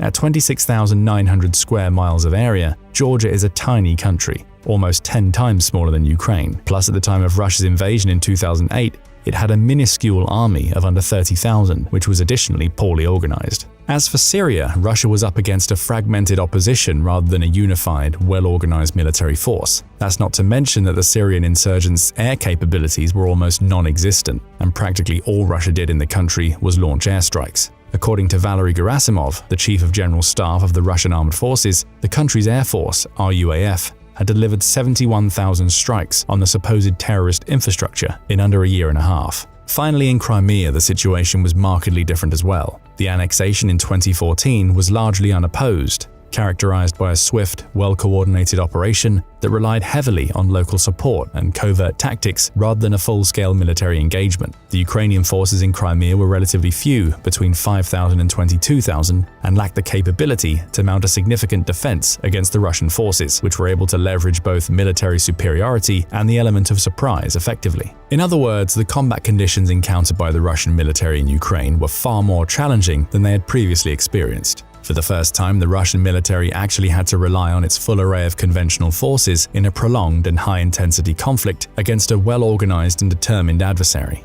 This exposed the limitations of Russia's weaponry, tactics, and logistical support that had previously been masked by less demanding scenarios. That's why Russia failed on almost every front in Ukraine. It failed to claim any substantial victories, make and maintain significant territorial gains, achieve air supremacy, defend its naval assets in the Black Sea against a country with no navy, land, air, sea, fail. With this in mind, why would any serious prospective buyer want to invest in Russian weaponry that's proven ineffective in a high-stakes conflict? The failures of the Russian military across multiple fronts not only undermine its own capabilities, but also cast doubt on the reliability of its arms. But let's take the buyers out of the mix. Let's say Russia is strictly producing weapons to sustain its war efforts and thus its economy. Even by these standards, Russia's weapons industry would still be considered a failure. Why? Because its products simply cannot match the sophisticated Western arms. And since countering and even surpassing Western weaponry is a key objective for Russia, it's easy to conclude that it's all for nothing. All the pompous claims, grand military parades, and inflated statistics mean nothing when Russia's weapons industry ultimately falls short of producing large-scale targeting systems, precision-guided munitions, and heavy strike long-range drones. Take the Sukhoi Su-57 stealth fighter jet as an example. This project was initiated back in 1999 under the guise of a revolutionary advancement in stealth and multi-role capabilities. Marketed as Russia's answer to the Western Lockheed Martin F-35 Lightning II, the Su-57 promised to deliver unparalleled superiority with its stealth features, advanced avionics, and supersonic cruise capabilities. And then over 20 years passed, and all Russia had to show for these ambitious promises was a handful of Su-57 prototypes. In December 2019, just a year before the aircraft would be officially launched, the first serial Su-57, bort number 01 Blue, crashed some 70 miles from the Zyomgy airport in Khabarovsk Krai during the final stage of its factory trials. The reason? A control system malfunctioned at an altitude of 26,000 feet. As a result of the malfunction, the aircraft entered a rapid spiral descent, causing the pilot to eject at an altitude of about 6,500 feet. This crash was emblematic of the broader challenges facing Russia's defense industry, where ambitious projects frequently struggle to deliver on their lofty promises. For an aircraft that was supposed to rival the best Western fighters, the Su-57's troubled development and operational hiccups illustrate the gap between Russia's aspirations and its practical achievements in defense technology. To this day, only 22 serial Su-57 jets have been manufactured, and reports have yet to come out about their operation in a real combat scenario. In contrast, the US has built over 1,000 F-35s, which are actively used and tested in various theaters of operation around the world. However, as much as Russia wants to beat its Western opponents, one simple fact remains true. The country's weapons industry is failing miserably without Western-made parts. As foreign policy puts it, Russia's war machine runs on Western parts. Now you might wonder, how is this possible if over 50 countries, including most of Western nations, imposed sanctions on Russia? Well, Russia has managed to find a workaround, relying on a network of third-party countries and intermediaries to source the crucial components they need. This has led to multiple calls to increase funding for oversight agencies and punish those who facilitate these indirect transactions with multi-billion-dollar penalties similar to those issued to banks for money laundering and terrorist financing. This also means Russia's weapons industry is practically running out of time, and in a high-stakes game, time is of the essence. The increasing difficulty in acquiring critical components will likely eventually force Russia to either drastically reduce its production capabilities or seek alternative methods to bolster its defense sector, with both options posing significant challenges to the survival of Russia's weapons industry and, thus, economy. But how dependent on Western components is Russia's arms production truly? Unique 2023 Ukrainian resources titled "Components in the Aggressor's Weapon and Instruments of War" hold the answer to this question. That answer is 3,638 different Western components in 134 distinct weapon systems. In other words, Russia's military is about 70 to 90% dependent on Western-made parts. Take the Shahed 238 unmanned aerial vehicle, or UAV for short, as an example. With the help of Iran, their source country, Russia has started producing these drones domestically, aiming to manufacture at least 6,000 units by the end of 2025. To achieve this goal, Russia will need electronic components from Western and other foreign countries like Canada, China, Germany, the Netherlands, Switzerland, and the US. Even when Russia tries to deploy new types of weapons, such as the Kh-69 and Zircon missiles, they can't do it without Western-made components. In fact, these systems require even more sophisticated and specialized technologies that can only be sourced from Western nations. Therefore, finding a way to fully prevent Russia from accessing Western-made components would undoubtedly spell doom for the country's arms production. For now, Russia's still getting away with sourcing Western-made counterparts, with a June 2024 report by the Royal United Services Institute, a London-based think tank, disclosing, despite the diligent efforts of many civil servants, backed by the political will to disrupt Russia's military-industrial output, there is little to show for it. However, even the little damage that Western sanctions have done to Russia shouldn't be underestimated. Sweeping Western sanctions have undoubtedly pushed Russia's weapons industry to the brink of collapse. although they did fail to push it over entirely. As a result of these sanctions, the Russian military-industrial complex is facing severe delays, rampant costs, and substantial operational inefficiencies. The result? The Russians have been cutting corners more and more, jeopardizing the long-term quality of the weapons they produce. So in 2024, it might seem that Russia has managed to outwit its Western adversaries through sheer volume of production, but most of the weapons being produced in heaps in Russian factories have virtually no chance of maintaining the standards necessary for modern warfare. Not now, not ever. But Western sanctions aren't the only ones to blame for the abysmal output of Russian arms factories.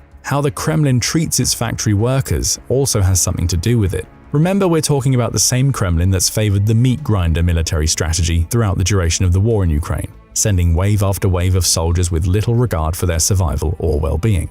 And if that's how the Kremlin treats frontline soldiers, the very people tasked with achieving military victories, just imagine how it treats the factory workers behind the scenes. Sure, these factory workers are well paid, with machinists and welders reportedly earning more than white-collar managers and lawyers in Russia. However, Russia's soldiers are also well paid, and yet they are still treated as expendable assets. In arms production, this means introducing 6-day work weeks with 12-hour shifts, rushing employees through the training process, and even resorting to forced labor to meet the deadlines. For instance, Kurgan-Mashzavod, the Russian manufacturing facility producing the BMP-2 and BMP-3 infantry fighting vehicles, has brought in convicts to fill the labor shortages. These prisoners, often with little to no experience, are thrown into the production process under grueling conditions, all in the name of speeding up output. However, it's important to note that the responsibility for these cruel actions doesn't lie solely with the management. The Russian government was the one to crank up the pressure, with Dmitry Medvedev, former president and current deputy chairman of the Security Council of Russia, touring the factory in 2022 and warning the management about the potential criminal charges that come with failing to meet production deadlines. Medvedev's message was clear: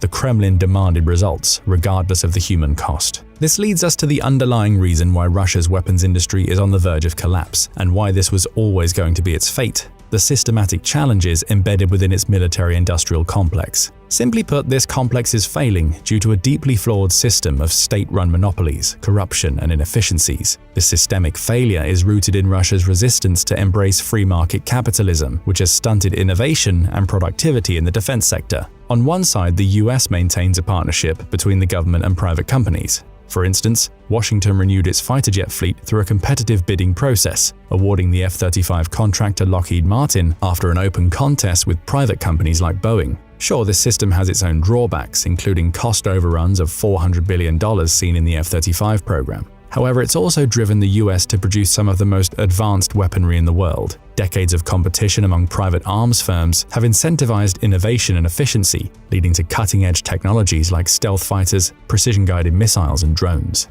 And then there's Russia, a country where the defense industry operates strictly under state monopolies and centralization, continuing a legacy from the Soviet era. Communism might have fallen a long time ago, but Russia has certainly not embraced free market principles. Instead, the state maintains control over most industries, including defense, through massive conglomerates like Rostec, established in 2007 to consolidate over 700 arms companies. The logic behind Rostec was to eliminate inefficiencies through centralized control, but this has only compounded the problem. Now there are more inefficiencies in Russia's weapons industry than ever before. This also has to do with the people put in charge of the country's defense industry. Instead of fostering competition, Russia's President Vladimir Putin's approach was to replace communist ideologues with pragmatic technocrats, or siloviki, who are mostly ex-KGB agents just like him. Of course, this includes the CEO of Rostec, Sergei Chemezov, who is a former KGB colleague of Putin. By 2014, Rostec had reduced its workforce to 443,000 employees from 788,000 in 2008. However, despite these cuts, Rostec managed to achieve an even greater monopolization of the defense sector. For example, the United Aircraft Corporation, under Rostec's control, is the only manufacturer of Russian fighter jets. In the US, on the other hand, there's a diverse array of contractors like Boeing, Lockheed Martin, and Raytheon. Another glaring example of inefficiency within Russia's military-industrial complex is Almaz-Antey, Russia's leading missile manufacturer. This corporation is directly owned by Russia's Ministry of Finance and led by another Silovik, Viktor Ivanov. In 2017, its subsidiary, MPO Novator, managed to produce only 60 caliber missiles in 6 months, an abysmally low output given that Russia fired over 1,200 missiles in just 1 month of the Ukraine war. This mismatch between production capacity and battlefield needs reveals the inability of Russia's monopolistic defense industry to meet modern demands. However, no systematic challenge has plagued every aspect of Russian society like corruption.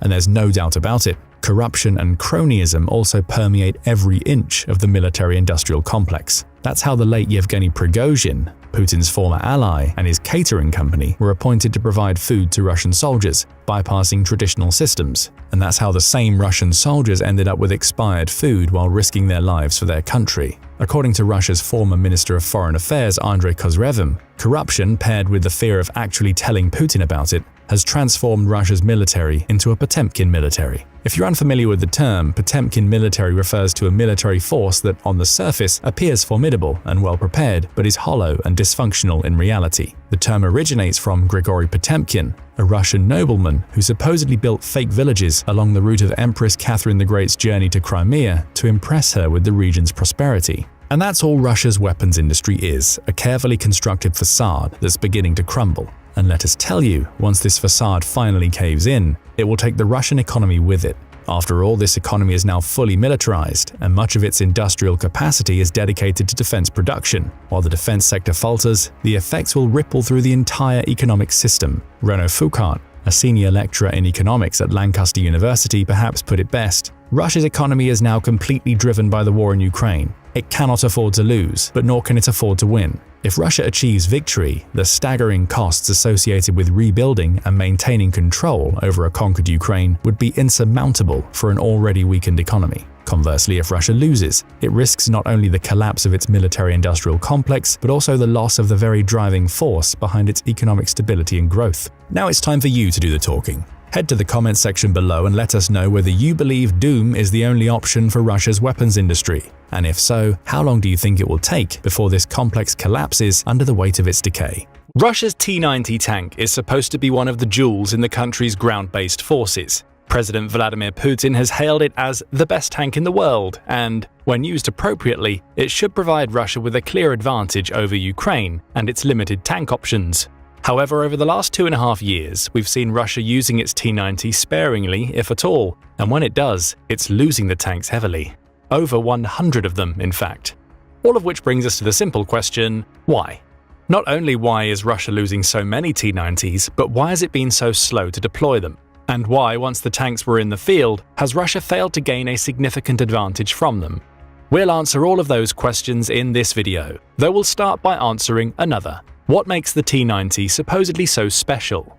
After all, March 2024 saw Russia receive a new batch of the T-90 from Rostec, the state's main defense and aerospace conglomerate, suggesting it still holds the tank in high regard. Just a month prior to that delivery, Putin stood in front of a crowd during a trip to Orol-Govonzavod and lauded it as the world's best tank, while simultaneously calling on his country to develop even more advanced fighting vehicles. A mixed message suggesting that Russia sees weakness in its flagship tank, though Putin attempted to convey confidence during the statement. T-90 is the best tank in the world without any exaggeration, he told onlookers. Our tank men and the adversary recognize it as the best in the world. Perhaps Putin has a point. Entered into service in 1992, the T-90 main battle tank, or MBT, was designed and built by Orol-Govonzavod, the company to which Putin gave his speech, and is crewed by 3 people. The tank is a behemoth measuring 31.2 feet long and 12.4 feet high, meaning it towers over any soldiers who are unfortunate enough to come across it on the battlefield. The tank itself builds upon the designs of Russia's Soviet-era T-series, though it's reported to offer greater mobility, more protection, and far stronger firepower than those older tanks. Speaking of firepower, the T-90 has a single 125mm 2A46M smoothbore gun, which is fitted with a thermal sleeve and stabilized on the tank using a pair of axes. The thermal sleeve improves the gun's lifespan as it regulates the barrel's temperature during firing, preventing the thermal expansion that can lead to warping, inaccuracies, and misfires. The gun is also well designed, with its tube being replaceable without the crew having to dismantle the entire turret, enabling rapid repairs when in the field. Add versatility into the mix. The 2A46M can fire high-explosive fragmentation, armor-piercing, discarding sabot, and high-explosive anti-tank rounds, and you get a gun that can be adapted to confront almost any situation the T-90 faces on the ground. Then there's the 9M11 Reflex anti-tank guided missile system built into the T-90. That missile system has a range between 328 and 13,123 feet, making it suitable for firing on opposition tanks at short or medium range. It's also fast. It takes just 11.7 seconds to reach its maximum speed of 13,120 feet, meaning the missile can travel at speeds faster than 1,000 feet per second. The 9M119 comes into its own when used against tanks that have explosive reactive armor, or ERA, which is designed to withstand kinetic rounds and the high-explosive anti-tank rounds fired from the T-90's main gun. In other words, if the gun won't do it, the T-90 can send a missile to get the job done. Each missile weighs 51.5 pounds, with the missile system even capable of targeting low-flying and relatively slow-moving aerial targets such as helicopters. The hollow charge warhead is extremely damaging, with the missile also being loaded with a laser beam riding guidance system to help it reach its target. Again, we see versatility, meaning the T-90 is packed with weaponry that should, in theory, allow it to tackle both ground-based and aerial targets. Add a 12.7mm air defense machine gun and a 7.62mm coaxial PKT machine gun to the mix, and the three-person crew has a lot of options when it comes to firing on the enemy. Of course, these options would mean little without adequate protection. A tank is a slow-moving target, even if it packs a big punch, so Russia had to ensure the T-90 was capable of standing up to enemy firepower. A combination of the previously mentioned ERA and conventional armor plating make up the bulk of the T-90's protection. The Storer 1 defensive suite adds to this armor. It's designed to offer early warning systems and help to conceal the T-90 when it's under threat of attack. Features of this suite include a laser warning system that uses 4 receivers to inform the crew of incoming threats. An infrared jammer can help to disrupt weaponry that's on course to strike the T-90s, and the Storer 1 even has a grenade discharging system. Rather than being used to attack the enemy, that system generates an aerosol screen intended to shield the T-90 from vision. All of this is controlled with a computerized system. On the maneuverability front, the T-90 comes with an 840 horsepower 4-stroke V12 piston engine fueled by a combination of diesel and either benzene or kerosene. It carries several fuel tanks, which are armor-plated and combined to hold up to 351 gallons of fuel. But perhaps the most interesting feature is its snorkel system. Designed for deep riding, the system can be activated within 20 minutes and allows the tank to ford 16.4 feet of water as long as it's loaded with the appropriate equipment. So the T-90, when looking at its specifications alone, is an impressive piece of equipment. Several other countries certainly seem to think so. The Indian Army started ordering T-90s from Russia in 2004, rechristening the tank as the Bhishma in the process. According to Army Technology, India has purchased 300 T-90s from Russia and currently operates 1,100 of the tanks, with the rest having been built internally using parts provided by the Russian military. Algeria is also a regular buyer of the tank, as shown by a March 2006 order for 180 of them. Uganda has at least 44 T-90s, with Saudi Arabia also buying 150 of the tanks in September 2009. This base T-90 model has gone through numerous upgrades in the years since its introduction, culminating in the T-90M model 2017, also known as the Proyev 3. It's this upgraded version that Putin believes is the best tank in the world. Designed in the wake of Russia's counter-terrorism operations in Syria in the 2010s, the T-90M has a more powerful engine than the T-90, upgraded to 1,130 horsepower compared to the standard version's 840, and is equipped with the PNM Sosna U gun of view system. This gives the T-90M all-weather capabilities, while improving its targeting tracking.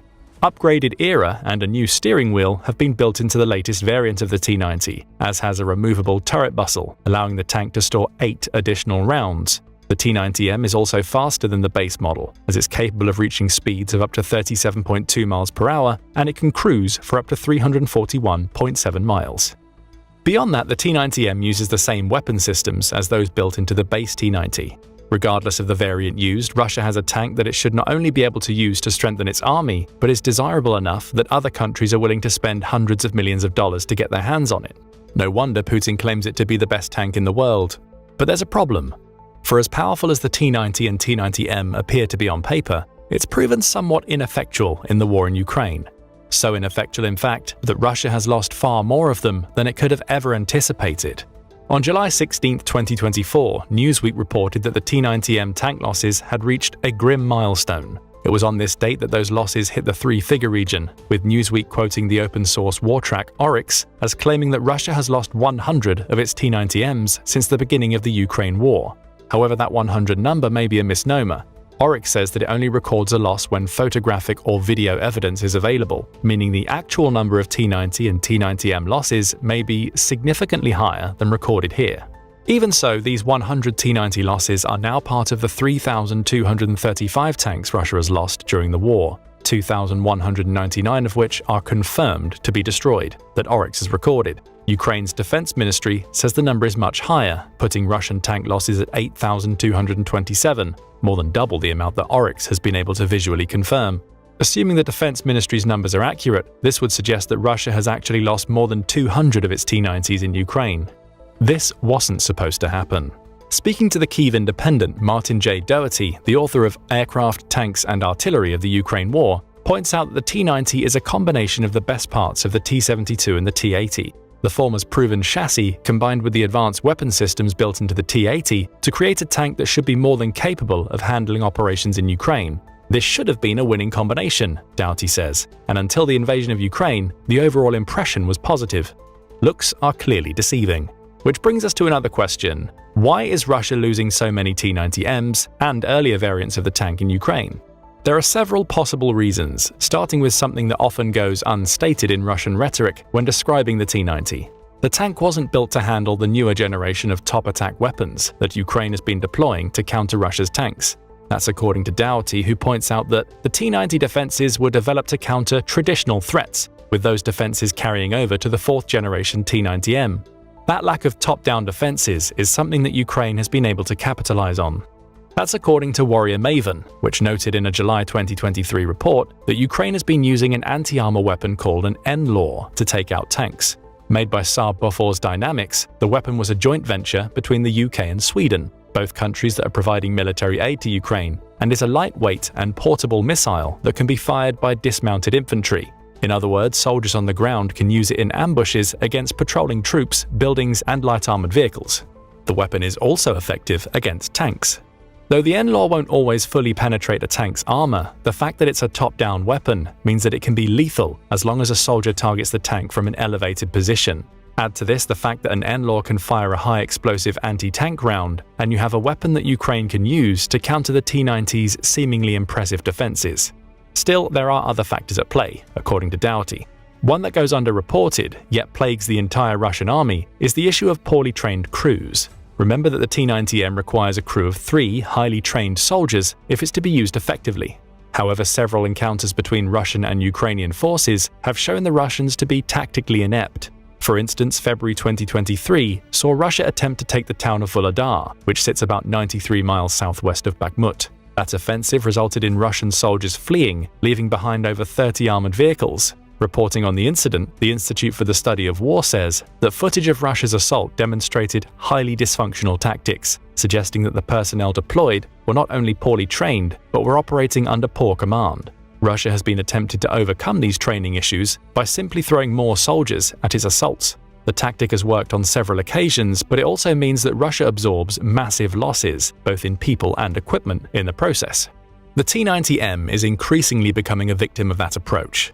As Doughty points out, losses can also be attributed to mishandling by inept commanders. So some of the T-90M losses can be put down to Ukraine countering them with weapons for which the tank's defenses weren't designed. Others are a result of tactical ineptness. Commanders aren't using the tanks correctly, and at least some are likely being crewed by soldiers who have inadequate training. But there are other reasons why T-90M losses are increasing, one of which is extremely logical. It's sending more of the tanks into the battlefield. Writing for Forbes in October 2023, military expert David Axe points out that Russia's heavy T-90M losses may not be the good news it appears to be for Ukraine. Instead, he argues, it's a sign that Russia has been increasing the numbers of its flagship tanks in Ukraine, suggesting that its production is increasing to the point where it believes it's able to replenish the tanks quickly. In other words, Russia is willing to risk its T-90s because it has more in reserve than it did at the beginning of the war. Axe argues that the tank's manufacturers, Uralvagonzavod, have had time to manufacture several hundred more T-90 variants since the Ukraine war began, and he uses increased losses as evidence. Look closely, says Axe, as he points out that Russia's losses of its Soviet-era T-62s peaked in October 2022. That was followed by a peak in losses of its T-80s in June 2023, followed by the peak we're now seeing in T-90 losses.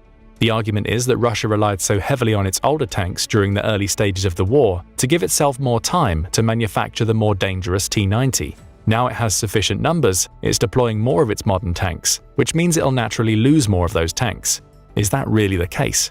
Axe says it all depends on how many T-90Ms Russia is producing, with numbers varying depending on the source. For instance, Bulgarian military reported in January 2024 that Russia is taking delivery of 130 T-90M tanks annually as of the end of 2023. That would suggest production is approximately matching the number of T-90M losses in Ukraine, as reported by Oryx. However, the outlet also notes that this is the same as the number of T-90Ms being produced before the war, and that it's possible that Russia is actually making fewer than 130.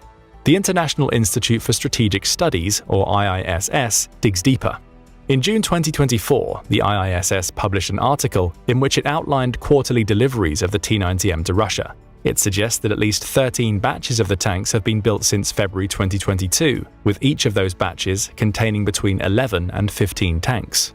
All told, this would amount to at least 231 T-90Ms having been built between April 2020 and May 2024, up to a potential maximum of 267 during the period. How does that stack up to the 130 per year estimate? Looking at IISS's 2023 figures, we can see Russia took delivery of at least 11 T-90Ms in January. A further 11 arrived in May, with 2 more deliveries of 11 each in July and October. December saw 2 deliveries, one of around 15 and another assumed to be 11 tanks. That adds up to 70 tanks, 50 fewer than the 130 per year Russia was making before the war. However, there's a caveat here. Russia's pre-war T-90M production likely factored in tanks being made for sale to other countries. Given that Russia is selling less of its weapons with the war ongoing, it may have scaled back T-90M production to save money while still building enough of the tanks to match pre-war stock that it was keeping for itself.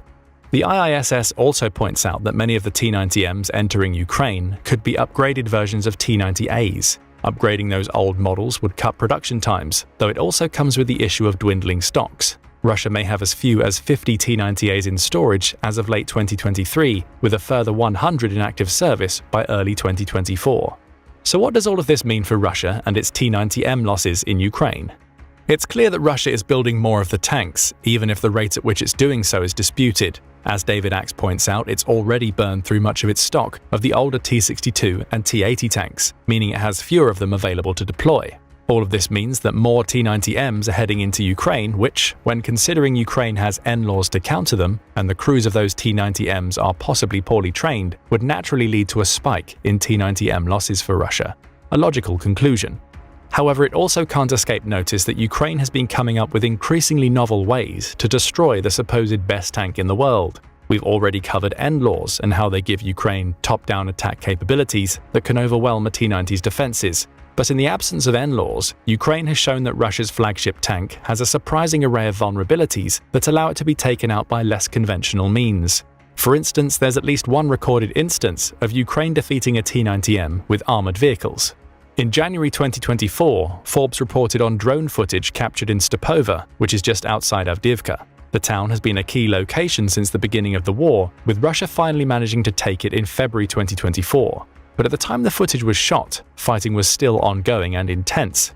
The footage shows a pair of M2 Bradley infantry fighting vehicles circling a T-90M tank. The vehicles, which weigh about 30 tons each, should have been no match for the tank and its superior weapon systems. However, the M2s were doing well. One, acting as a decoy, rattled off a few rounds from its 25mm automatic cannon before speeding away from the tank, as the second came to within feet of the T-90M to open fire with its own 25mm armor-piercing rounds. The tag team was doing well until a near disaster struck. The M2s ran out of armor-piercing rounds. That should have made them easy pickings for the T-90M, which had withstood the initial onslaught well. However, the crews of the M2s wouldn't give up, both switched to high-explosive rounds. While that sounds like a better alternative, the high-explosive rounds are less powerful than the armor-piercing ones, or at least in the context of trying to pierce a tank's armor. Worse yet, the M2's armor-piercing rounds hadn't lived up to their name. The T-90M's reactive armor had repelled them long before they reached the several inches of composite-base armor lying underneath. Then, an idea. One of the M2 crew members, who gave his name as Serhiy to Forbes, decided to change his target. Rather than penetrating the T-90M's armor, he would hit its optics. "I started blinding him so he couldn't leave," he claimed afterward. What followed was the T-90M taking a battering from explosive autocannon rounds, which triggered its explosive reactive armor to the point where the armor itself destroyed the tank's optics. The turret went into an uncontrollable spin, and the tank rolled away, hitting a tree before the three-person crew bailed. With the crew gone, Ukraine was free to destroy the T-90M with a drone the next day. This incredible footage showcases two of the issues we've touched on already in the video. First, the T-90M's defenses aren't as impressive as they first appear, especially when stacked up against unexpected tactics and weaponry. Second, it's clear that well-trained Ukrainian troops can defeat the poorly trained crews manning many T-90Ms. A pair of M2 armored fighting vehicles should have been fodder for the supposed best tank in the world. Instead, they managed to take it out using clever tactics and by exploiting vulnerabilities in the T-90M's defenses. This is far from the only instance of Ukraine taking out T-90Ms with interesting tactics. In May 2024, Newsweek reported on new footage that showed several Ukrainian unmanned aerial vehicles, or UAVs, descending on the location of a T-90M tank somewhere along the front lines of the war. Published on Telegram, the video showcases a kamikaze UAV flying directly onto the tank's engine, followed by a second one that maintained distance to shoot at the tank's turret. The assault damaged the T-90M's guidance system, essentially immobilizing it before several Ukrainian units tried to set fire to the vehicle. That didn't work. So it was up to another drone operator to finish the job. In a statement released after the footage emerged, Ukrainian fighters said, "We got tired of watching this," referring to the attempts to set the T-90M ablaze. And one of our pilots decided to show a masterclass, hitting clearly between the turret and the hull of the tank. That was all it took. The T-90M burst into flames, and Ukraine had proven that it could take out Russia's flagship tank using nothing more than a handful of inexpensive drones and a lot of skill. NLAWs, M2s, and UAVs, a combination of weapons and vehicles that have proven to be useful against a T-90M. In the case of two of those weapons, the NLAWs and UAVs, Ukraine has shown that the best tank in the world isn't fit for purpose in a modern war. At least it's not as dominating as Russia believed it would be, as its defenses fail to account for innovation that allows it to be hit from the top. As for the victory using M2s, Ukraine has showcased that several of Russia's T-90M losses come from the tank crews not having tactical nous needed to take on their better-trained Ukrainian enemies. And then there are the T-90Ms that Russia has lost simply because their crews have abandoned their positions. 2 months after Ukraine took out a T-90M using nothing but UAVs, the Kyiv Post published a report that soldiers from the country's Hunter Brigade had managed to capture a fully working T-90M. Wolverine tankers from the Hunting Brigade, named after Oleska Dovbush, on one of the sectors where soldiers perform combat tasks, managed to capture a tank in practically full-up working condition, a report stated after the capture. The report also provided photographs of what it claimed was a large-scale assault by Russia that descended into a complete fiasco. That fiasco resulted in the T-90M either being abandoned or somehow left uncrewed, allowing a member of the Ukrainian Hunter Brigade to simply sneak up, jump inside, and drive it back to Ukraine's position. That was in addition to the capture of a T-80 and a BMP-2 armored fighting vehicle, both of which were also captured and driven back. The report concluded with a chilling message. Now these trophies will mercilessly destroy their previous owners. Again, we can only put this incident down to the inadequate training cited earlier in the video, combined with poor command, as a combination of both would have led to the fiasco. In this case, Russia's soldiers failed enormously, so much so that they left a valuable asset unguarded, allowing Ukraine to steal it from right under their noses. By now we have a good picture of why Russia is experiencing so many T-90M losses in the war. It's maintaining some level of production, likely between 70 and 130 T-90Ms per year, which is allowing it to slowly introduce more of its best tanks to the battlefield.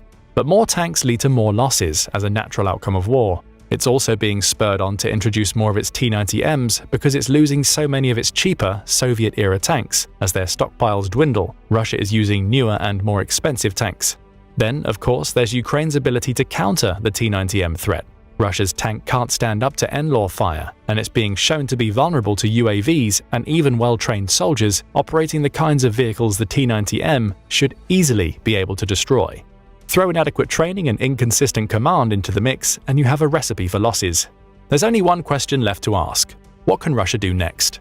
Right now, its T-90M losses aren't so heavy that it can't replenish them over time. However, it's also manufacturing new tanks in such limited quantities that the T-90M will only ever see a limited role in Ukraine. Still, it also has an even newer tank that it claims is even better than the T-90M, the T-14. So why haven't we heard much about this tank's exploits in Ukraine? The answer is simple. In April 2023, Reuters reported on the debut of this new tank in Ukraine. However, we've heard little about it since because Russia is using it in an extremely limited capacity. Production of the tank, which has an unmanned turret operated by a crew in an isolated and armored chamber within the tank's hull, is likely less than 50 per year, according to the British military. As for its usage, it appears the T-14 is being kept behind the front lines, from where it occasionally fires on Ukrainian positions. It's not front and center in the war in the same way the T-90 is. The reason for that is twofold. First, it's an extremely expensive tank, with Newsweek reporting that production is so slow simply because Russia doesn't have the money to make more. Add to that some concerns on Russia's part. It's already seen Ukraine destroy more than 100 of its T-90Ms, with more likely to come, which has exposed the tank as being weaker than it was believed to be. Perhaps the T-14 has similar vulnerabilities, resulting in it being kept out of the battle, so Russia can claim it's the world's most advanced tank without having to prove it. Whatever the case may be, the T-14 is a non-factor at the time of writing this video, while the T-90M is proven to be less effective than Russia hoped. Ukrainian innovation, ingenuity, and tactical superiority have shown that it doesn't matter if you have the best tank in the world if your crews can't operate it and the tank is vulnerable to weapons it was never designed to combat. What do you think about the saga of the T-90M? Has Ukraine exposed it by finding so many novel ways to take it out? Or is the T-90M's failure in Ukraine due to Russia's poor tactics and lack of training? Imagine trying to invade a country without checking your combat vehicle storage to see if you have enough T-14 armatas to actually pull it off. Sounds crazy, right? Well, that's exactly what Putin seems to have done in the Russian-Ukraine conflict. You've probably heard it before, but we're here to say it again. Russia is running out of tanks, and it's embarrassing. But wait, Russia's military is supposed to be a force not to be reckoned with. How did it come to this? Is Ukraine so skilled at getting rid of these tanks, or is the Russian army somehow failing at utilizing the ones they do have? Had. Let's find out. Here's where it all started and quickly went from bad to worse. For Russia, of course. In the little more than a year since Putin began his full-scale invasion of Ukraine, and it hasn't quite gone as planned. Russian troops failed to take the capital Kyiv, facing extraordinary resistance from Ukrainians. As Ukraine began to receive advanced military hardware and support from Western countries, Russian troops were pushed back into the east of the country, becoming stuck in a devastating war of attrition. In both the war's early stages and current state of gridlock, one of the most notable trends are the enormous losses of manpower and equipment suffered by the supposedly superior Russian armed forces. Nowhere are these devastating losses more obvious than Russia's supply of tanks. And trust us, if you're waging war, you don't want to run low on those. While recent years have seen a number of predictions about tanks becoming obsolete, the war in Ukraine has demonstrated that they remain critical to modern land combat, featuring heavily in operations by both sides. Putin has repeatedly thrown huge amounts of armor into the conflict, hoping to overwhelm Ukrainian defensive positions. As a consequence, a February report by the London-based International Institute for Strategic Studies found that the Russian military had lost at least half of all its entire pre-war fleet of tanks in the fighting, a figure which has only grown in the months since. In just a single day of combat during March around the key city of Bakhmut, Ukraine destroyed 21 tanks, 23 armored personnel vehicles, and 8 artillery systems.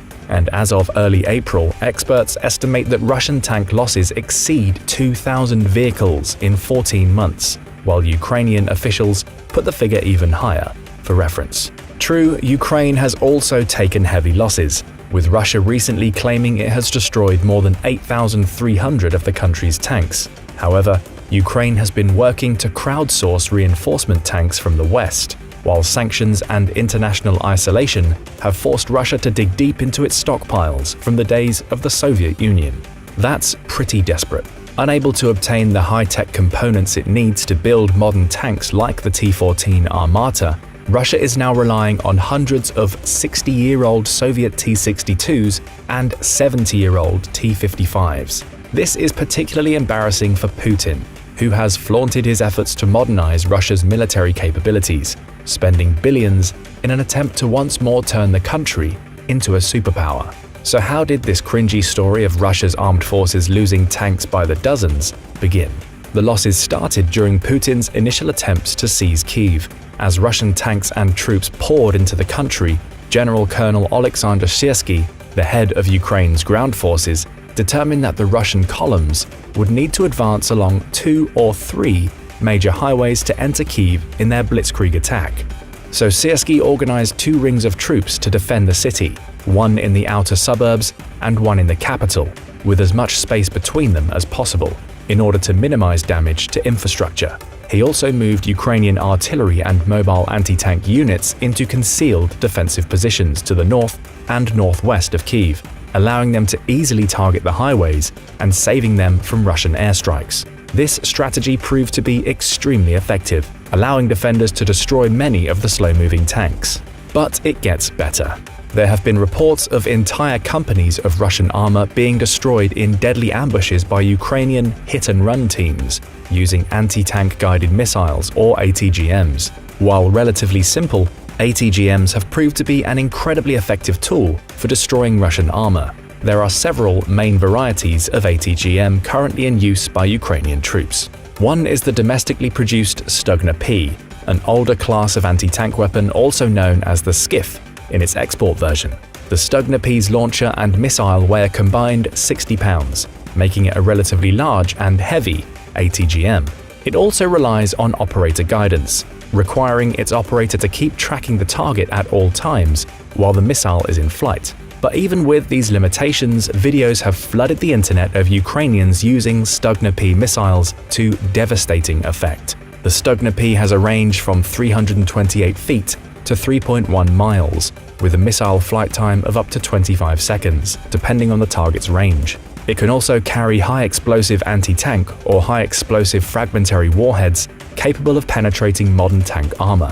One benefit of the Stugna P is that despite being heavy, it can be mounted on a tripod, covered with camouflage, and piloted remotely on a laptop-like unit from up to 164 feet away. This has allowed the Ukrainian troops operating Stugnas to keep their units safe from retaliation by Russian tanks and artillery. And the system is simple enough for inexperienced operators to quickly become skilled, such as 42-year-old Ukrainian MP-turned-soldier Tetiana Chornovol. Chornovol worked as a Stugna operator during the Battle of Kyiv, where she and others used a number of hidden ATGMs to throw Russian tank columns into chaos. As she described it in an interview, "We saw tanks appearing and we literally ran to our position. I ran to my operator's case. I switch it on, and I see tanks on the screen. They just entered within the range of my missile. I took aim and destroyed the first tank. I shot it right at the fuel cells, and the ammunition was detonated. The tank literally flew off the road, and now it is somewhere in the road ditch in the forest." We don't know about you guys, but we're pretty impressed with Tetiana. With hundreds or thousands of stories like this, it isn't hard to see why even Ukraine's domestic ATGM system has proved to be bad news for Russia. Additionally, there are 3 main Western ATGM systems responsible for the bulk of destruction to Russian tanks. First is the American FMG-148 Javelin, jointly manufactured by defense giants Raytheon and Lockheed Martin. Ukraine has received more than 7,000 Javelins since the start of the invasion. One of the Javelin's biggest strengths is its trajectory, as its missile travels in a high arc in order to strike the less armored section of a tank at the top of its turret. Javelins can also penetrate even the toughest tank armor, as they are fitted with 2 warheads. A primary charge disrupts the anti-missile countermeasures or armor, while a second charge penetrates and detonates inside the tank. However, this also makes Javelins expensive, at about $200,000 per unit and $78,000 per replacement missile. Cost aside, Javelins have become a staple of Ukraine's defense throughout the war so far, even being turned into an inspirational internet meme termed Saint Javelin by Ukrainian-Canadian journalist Christian Boris. Even as the invasion shifted into its current brutal back and forth of artillery barrages and trench warfare, the Javelin has continued to prove invaluable to Ukrainian forces. But Javelins are just the beginning of our How Ukraine is Obliterating Russian Tanks investigation. Also critical has been the next-generation light anti-tank weapon, or NLAW, designed and produced by the Swedish company Saab Bofors Dynamics.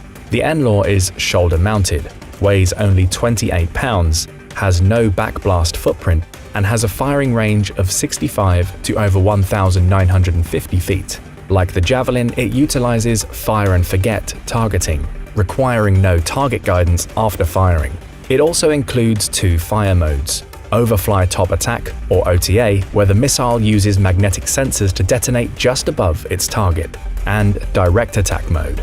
The NLAW is also extremely practical, as it uses a non-explosive soft charge when fired, meaning it can be safely launched from indoors or enclosed spaces. While less expensive than the Javelin, the NLAW still runs at a pricey $33,000 per shot, but with their larger arsenal of ATGMs, Ukrainians have also gotten very good at mixing and matching, using each system in the tactical environment and situations where it will be most useful. As Anatoly, a member of the 128th Mountain Assault Brigade, currently fighting near Bakhmut, recently told a reporter, "I'm often asked which ATGW is the best, NLAW or Javelin. I will say from experience that it is best to use them in tandem. NLAW is excellent at close range, so it is indispensable when combat action takes place in urban areas like cities and villages, and the Javelin is best at a range of 1 to 2.5 kilometers, i.e. in the open field. Similarly, against lighter armored vehicles, Ukrainians will often now use the domestically produced Stugners or Corsars, saving NLAWs for strikes on heavy tanks from concealed, often urban positions." That's another 5 starts for Ukraine's fierce weaponry, but we're not done yet. Lastly is the AT-4 anti-tank missile, also produced by Saab Bofors Dynamics, a disposable, recoilless ATGM. The AT-4 fires a single shot at a range of 650 to 1,950 feet. Designed during the Cold War, the AT-4 is also highly modular and can be loaded with a range of different warheads, some of which can penetrate tank armor up to 600 mm thick. Perhaps the AT-4's biggest advantage is its low cost. Each can be produced for under $1,500 and even less in Sweden. While there are numerous videos of Ukraine's armed forces using them to destroy multi-million-dollar Russian tanks. Since the invasion began, Ukrainians have also become more and more adept at using their arsenal of ATGMs, making it incredibly difficult for Russia to make any real headway.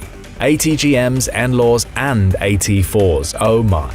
Yes, Putin has been served a number of reasons to reconsider his invasion plans, but Ukraine isn't done providing him with a few more. Here's a terrifying and reliable weapon they've added to the pile. Another critical but often overlooked means by which Ukraine has wreaked havoc on Russian armor is with the use of landmines. Some of these are from the Soviet era, but the US also supplied over 7,000 shells of its Remote Anti-Armor Mine System, or RAM, in late 2022. The RAM is a 155mm howitzer shell containing 9 anti-tank mines. When the shell is fired over an open area, the tiny mines are scattered across the ground. This means that Ukrainian forces can lay the mines from a distance rather than by hand, without risking fire by Russian artillery. This makes them especially valuable in open spaces, where they can effectively stop an entire tank force. RAM's lethal power was on full display several months later, when Russian armed forces attempted to take the Ukrainian town of Vuhledar. In mid-February 2023, Russian losses due to the mines were so steep that the British Defense Secretary claimed an entire 1,000-man Russian brigade was effectively annihilated in one day.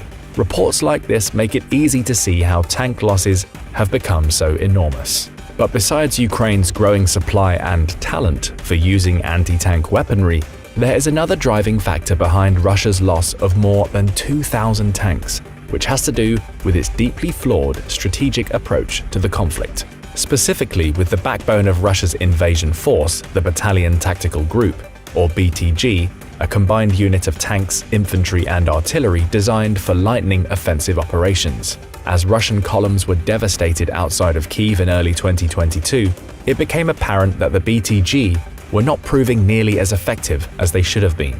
Most contained far too many tanks and armored vehicles with too little infantry support. So when they came under attack by Ukraine's mobile strike teams, there were not enough soldiers to repel the ambush, and Russian tanks were easy targets. This was compounded by Russia's failure to establish air superiority, which meant it was unable to supply close air support for its tank columns, the way the US did in Iraq and Afghanistan. Combined with Russia's myriad issues resupplying its front lines or repairing broken-down vehicles, and you begin to see just how things went so badly so fast for Putin. And because of all the elements above, Russian tank losses have only grown heavier in the following months of the war.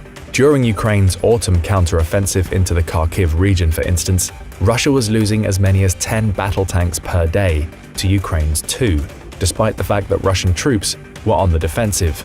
Most of the tanks destroyed were T-80s and T-72s, which began Russia's critical shortage of those systems. During that same period, Ukrainians reportedly captured over 560 vehicles and hundreds of extra ATGMs. Thus, in the grinding stalemate which has followed, Putin has had to rely on older and older equipment, most notably the T-55s and the T-62s. The T-55 is so old it literally qualifies as antique. The tank's prototype was first completed in 1945 and entered service with the Soviet Army in 1958. But reports indicate that in March of 2023, Russian troops began moving hundreds of them out of the 111th Central Tank Reserve Base in Khabarovsk, where they had been sitting in long-term storage for many decades. A recent photo showing a Russian soldier posing next to a T-55 somewhere in Zaporizhia Oblast seems to confirm their presence on the ground in Ukraine. The photo also indicates that Russia is sending the T-55s to Ukraine without upgrading them, as the tank in the photo appears to have the same infrared optics that were being used in the late 1950s. Similarly, there is no evidence that the T-55s have been reinforced with modern explosive reactive armor, and seem to be using the same thin steel body plating as they did during the early Cold War. This may prove to be an especially bad decision, since the T-55s also include the so-called jack-in-the-box flaw, which has doomed many of Russia's other Soviet-era tanks. Unlike modern battle tanks such as the German Leopard 2 or US M1 Abrams, which keep their shells away from the crew behind thick armored walls, older Soviet tanks store their ammunition in a carousel-style automatic loader, sitting directly below the main turret and crew. With only thin steel armor, a well-placed enemy shot can ignite the ammunition and easily blow up the tank. As Professor Robert E. Hamilton of the US Army War College put it bluntly, for a Russian crew, if the ammo storage compartment is hit, everyone is dead. He adds that the force of the explosion will instantaneously vaporize anyone unlucky enough to be inside. And that's far from the ancient tank's only weakness. As military journalist David Axe has written, the T-55 is from a generation of armored vehicles before modern optics, autoloaders, and multi-axis stabilization for their main guns, passive infrared optics, and sophisticated computerized fire controls. Essentially, all this makes the T-55 far less accurate and powerful than any other tank on the battlefield today, leaving them as easy targets for Ukrainian ATGMs and artillery. The Soviet T-62 isn't a whole lot better. It also suffers from poor armor and the jack-in-the-box flaw, as well as limited range and firepower compared with any modern tank. First introduced in 1961, the T-62 was once considered cutting edge, even into the 1970s. Many are equipped with either a TSH-2B41 or a TSH-SM41U gunner's sight and active thermal sights, which allow a T-62 gunner to fire about a mile during the day and about half that at night. This is about half the range of most modern tanks, making the T-62 a sitting duck in many situations. In an effort to slightly improve their effective range, Russia has so far pulled more than 800 T-62s from long-term storage and fitted many with 1PN96MT02 analog thermal gunner's sights. These sights are an upgrade from the T-62's original design, but have not been state-of-the-art since the 1970s, and have mostly been long since replaced with digital Sensor-U sights. But since the Sensor-U includes advanced French components now unavailable to Russia due to sanctions, they have had to make do with the older analog sights, making them essentially target practice for Ukrainians. Another huge issue with both the T-55 and T-62 is their discrepancy in barrel and ammunition size. Newer tanks such as the T-90, T-80 and even the T-64 being used by the Ukrainians have the same size barrel, and can use common shells. By contrast, the barrel of the T-62 is 115mm and the T-55's is 100mm, meaning both that they cannot use modern ammunition and that they have issues destroying heavily armored targets. Making this worse is the T-55 and T-62's incredibly slow rate of fire. While the crew of a Ukrainian T-64, Leopard 2 or M1 Abrams can fire 10 to 12 rounds a minute, a T-55 or T-62 crew is lucky if they can manage 3 or 4. This reality is likely to get an even greater number of Russians killed in direct battles with Ukrainian forces as they become more and more outgunned. At the same time, Russian tank losses and reliance on older hardware has come hand in hand with catastrophic levels of casualties. The country is so far estimated to have lost some 200,000 to 250,000 soldiers. For reference, that is more than the US has lost in every one of its wars since World War II combined. In response, Putin has been forced to enact conscription, augmenting the Russian front lines with untrained conscripts, hardened criminals, and mercenaries. These troops are essentially forced to attack at gunpoint, and thousands have instead opted to mutiny, flee, or surrender to Ukraine once they reach the front lines. These mind-boggling numbers have also affected the Russian military's ability to properly resupply its tank personnel. Many of the 2,000 tanks already lost were destroyed with their crews still inside, leading to a serious shortage of soldiers with actual experience operating tanks, especially the more modern ones. Ukrainian analyst Alexander Kovalenko was recently tracking the shipment of more than a dozen restored T-72s, T-80s and T-90s to a Russian unit near Svatova in eastern Ukraine. But when they arrived, Kovalenko noticed that the most interesting thing is that there are no crews in the unit who can operate these tanks. Replacement crews for T-55s and T-62s can be trained in a relatively shorter time frame, as they do not need to be trained to use automatic gun loaders or sophisticated modern fire controls. The downside of this, of course, is that Russia now has extremely green soldiers using what amounts to rusting, obsolete weaponry. Down the road, this will create even more issues, as the crews currently being trained will not be able to effectively operate the more modern tanks, even if Russia is able to start their production. This degradation of manpower and training could prove to be an even bigger issue than Russia's dwindling military supplies, as effective recruiting and training will become harder and harder. Long-term, this could spell disaster for the Russian military and perhaps for Putin himself. With no way to replace modern tanks or the crews needed to operate them properly, it may prove impossible for Russia to remain a global or even regional power. The very presence of T-62s and T-55s on the battlefield is an indictment of Russian power and a sure sign that its armed forces are flailing. But what do you think? Will Russia's tank losses be a defining factor in the outcome of the war? Perhaps the most famous image of the war in Ukraine was the stalled tank column outside of Kyiv that stretched for dozens of miles. It was a sign of Russian incompetence. Upon seeing that image, Western countries stepped up their aid, believing that Ukraine could actually win the war. They had long feared Russian armored columns. Russia once boasted what was considered the world's most formidable tank force, a reputation rooted in Soviet-era achievements. However, recent conflicts have exposed significant vulnerabilities and inefficiencies in their current strategies and capabilities. Despite its emphasis on tanks, though, Russia has lost a lot of them. Between February 24, 2022 and July 6, 2024, at least 3,197 Russian tanks became casualties. Of these, 2,153 were destroyed, a destruction rate of almost 68%. 355 other tanks were abandoned and 952 were captured. Only 158 were damaged, so Russia can expect to see over 13 times as many tanks totaled as it can expect to salvage after a firefight. These losses are likely understated. The depletion of so many tanks raises an interesting question. How many of them can Russia afford to lose, and why do the losses remain so high? In this video, we'll look at why Russia is actually at risk of running out of tanks and how this will affect its war effort. For now, Russian industry looks like it's keeping up with demand, emphasis on the word looks. Despite optimistic claims from the UK Ministry of Defence and Russian officials about producing 100 main battle tanks per month, these figures are increasingly questionable. Western sanctions and reliance on outdated technology significantly hinder Russia's actual production capabilities. Sergei Chemezov, head of the important Rostec arms-producing corporation, said that Russia had increased its tank production sevenfold in 2023. Viktor Murakovsky, a military analyst of some clout in Russia, claimed that his country's industry supplied 2,100 tanks to the military in 2023. Former President Dmitry Medvedev and current chairman of the Security Council of Russia, the body responsible for national security and strategic affairs, claimed that the country's industrial base could produce 1,500 main battle tanks per year.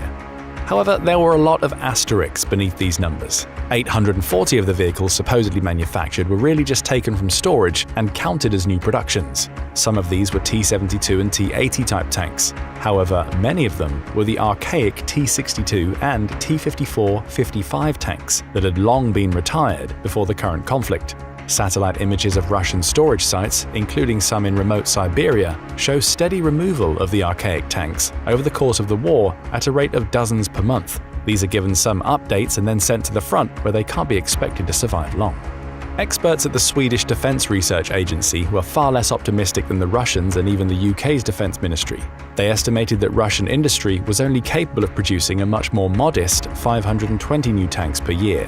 124 of these were T-90 variants, 80 were T-80 BVM tanks, and 140 were T-72 variants.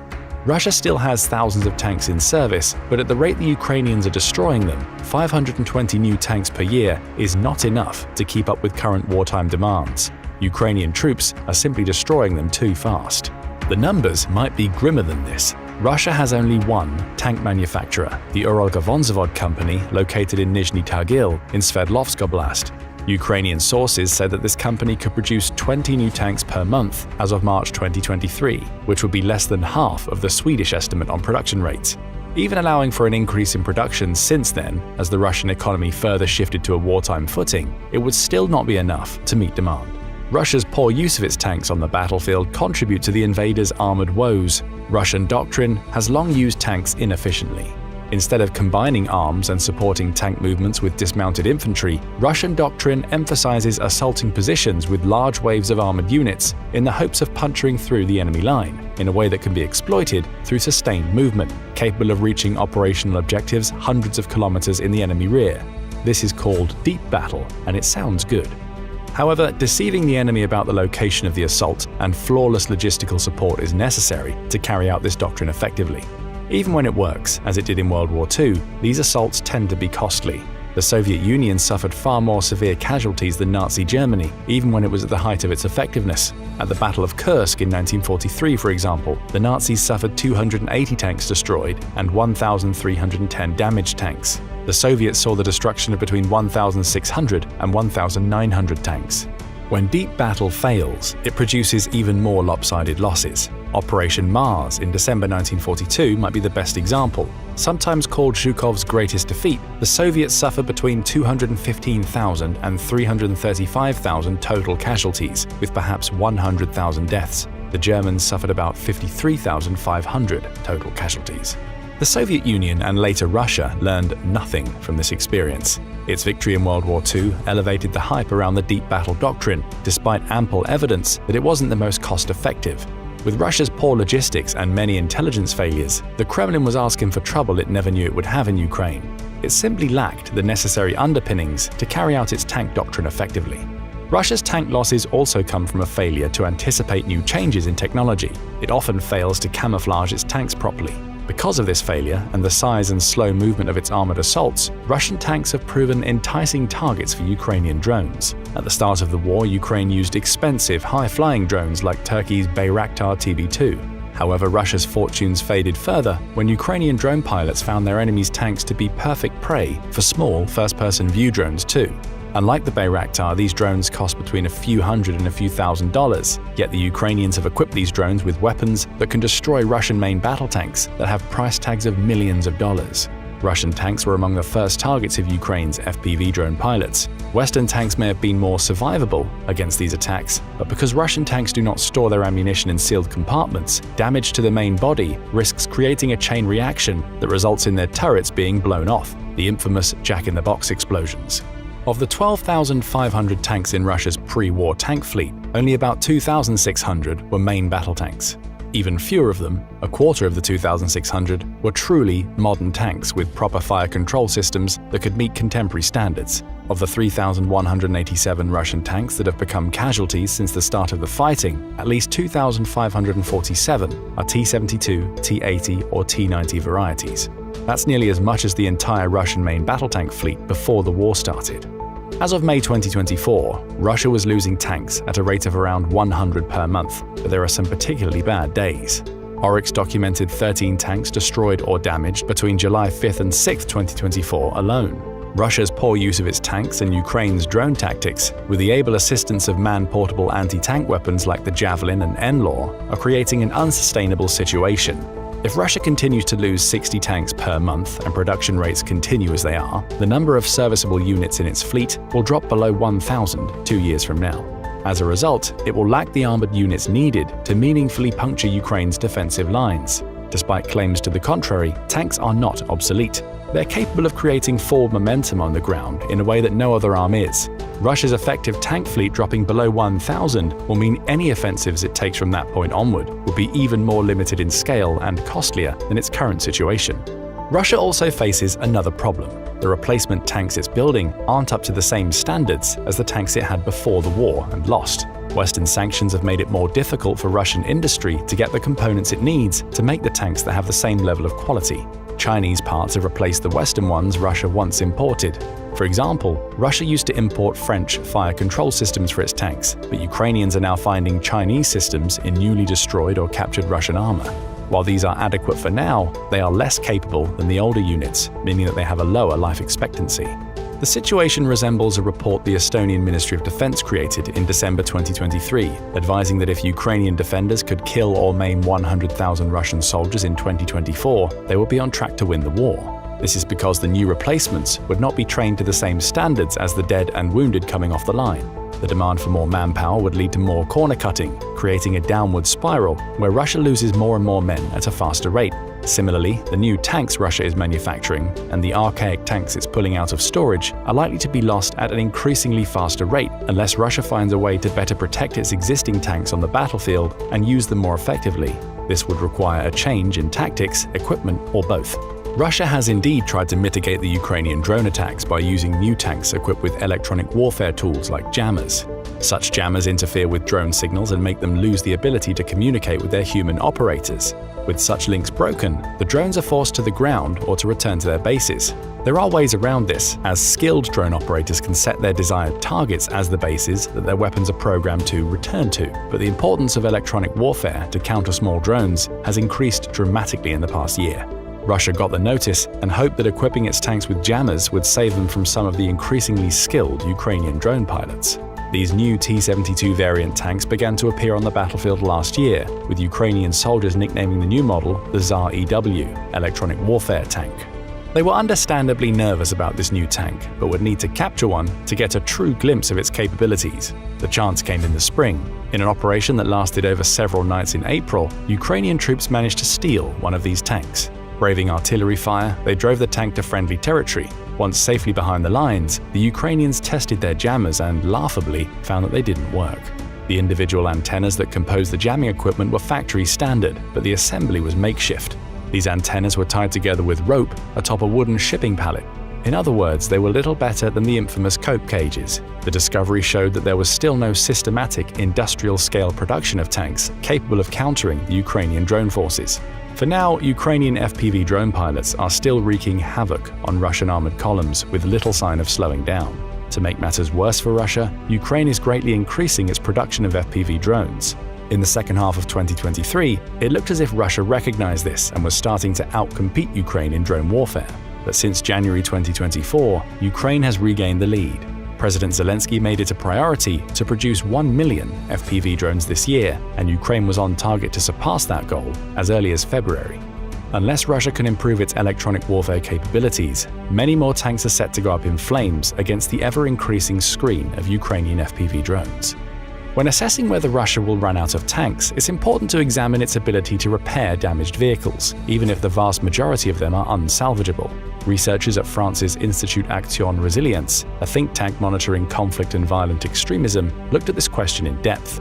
In a conclusion that might not surprise you, the French found that Russian sources were overstating the capacity of their repair facilities. Russia has 10 major military repair plants, 4 of which specialize in tanks.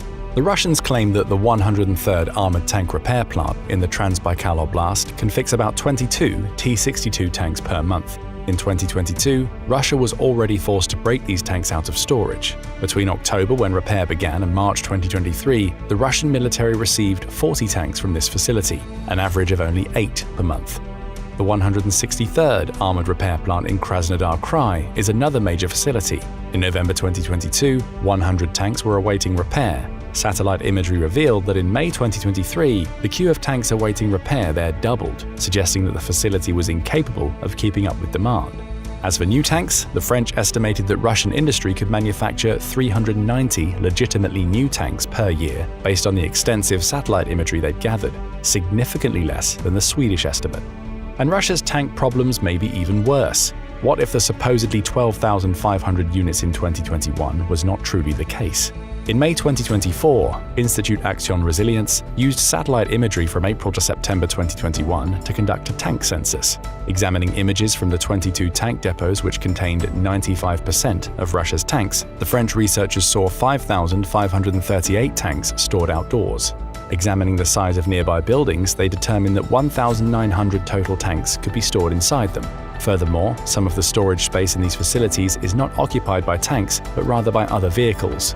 Using this data, the French team determined that Russia more likely had a total fleet of 6,000 tanks before the war, with 7,000 being the maximum number. If these figures are accurate, Ukraine has made casualties of over half, or close to half, of Russia's entire pre-war tank fleet.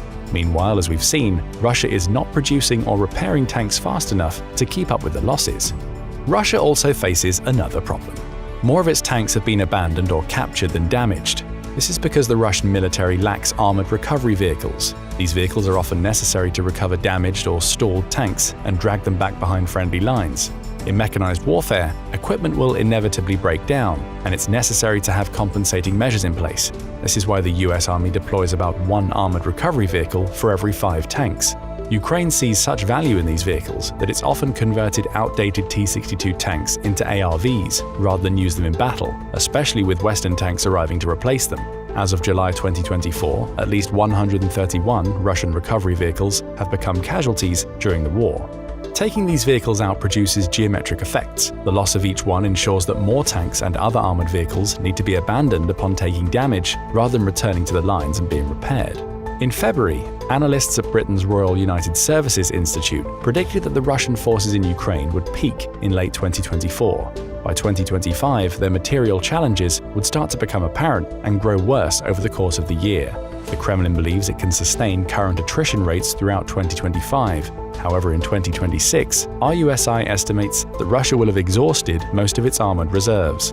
Like other sources, RUSI concluded that 80% of the supposedly new Russian armored assets are, in fact, refurbishments of pre-existing stock accumulated during the Cold War. This means that if Ukraine can destroy 1,500 tanks per year and 3,000 other vehicles, Russia will likely be unable to supply its forces with sufficient mechanized units at its present industrial capacity. Beyond 2026, Russia will simply not have the material it needs to accomplish its strategic objectives, which will still include the annexation of Ukraine's eastern territories, Kharkiv and Odessa, the placement of a suitably pro-Russian leader in Kyiv, and a guarantee that Ukraine will never join NATO. Russia's only concession is that the rump Ukrainian state will be permitted to join the European Union. Russia still believes it has the offensive ability to demand such terms. Can Ukraine stay in the fight and prove its antagonist wrong? It's producing enough drones but to sustain itself through 2024 and 25, it requires support from its Western allies in ammunition, training, and weapons platforms. If Ukraine maintains such support, it should have enough staying power to last through 2025 and bring significant difficulties to the Russian military in 2026. Beyond 26, Russian power will rapidly decay, with the country's industry unlikely to meet the void in demand, although RUSI warns that to make this maximally effective, Ukraine's partners will need to cover key loopholes in sanctions, such as the dual-use permissions that allow technologies with civilian applications to be exported to Russia. Using this loophole, China has provided its strategic partner with many of the components and systems that its military-industrial complex needs to produce weapons. If this loophole is resolved, Russia will be able to produce less tanks than now. But could Russia potentially find another source of tanks to offset these predictions and last beyond 2026? Despite repeated requests, Xi Jinping remains reluctant to provide Russia with direct military aid, so China is an unlikely source for new tanks. However, Putin's recent visit to Pyongyang and the defense agreement that came out of it raises a new possibility. North Korea had the world's second-largest tank force in 2024, with an estimated 5,845 units. Despite the large number, though, most of these are outdated Soviet designs that Russia had been forced to turn to in its own fleet. North Korea supposedly has more modern tanks at its disposal, such as the domestically designed Chonma-ho and Popkong-ho. However, these are also based on Soviet-era designs and are unlikely to stand up to the threats Ukraine can now field. Some of Russia's own military bloggers call the North Korean tanks weak and pathetic. For now, Russia doesn't seem interested in its new allies' tanks. It's primarily interested in artillery shells and rockets. Despite Ukraine's success and expert analysis, some caution is warranted. Other experts, including those at the UK Ministry of Defence and the Institute for the Study of War, have asserted that Russia will not run out of tanks. However, much of the information concerning its existing tank capacity is good for Ukraine. There is a difference between running out of tanks and being able to field enough to carry out significant armoured operations. One thing is clear: Russia's once feared tank force, a fear that stretches far back into Soviet days, has seen its reputation go up in smoke, literally. If Ukraine can keep getting the weapons it needs, it can keep destroying them for cents on the dollar, since Russia seems incapable of improving how it uses its tanks on the battlefield. But what do you think about Russian tank problems? Is it at risk of running out of tanks by 2026? If it doesn't run out of tanks, what will the reduced tank fleet size mean for its war effort?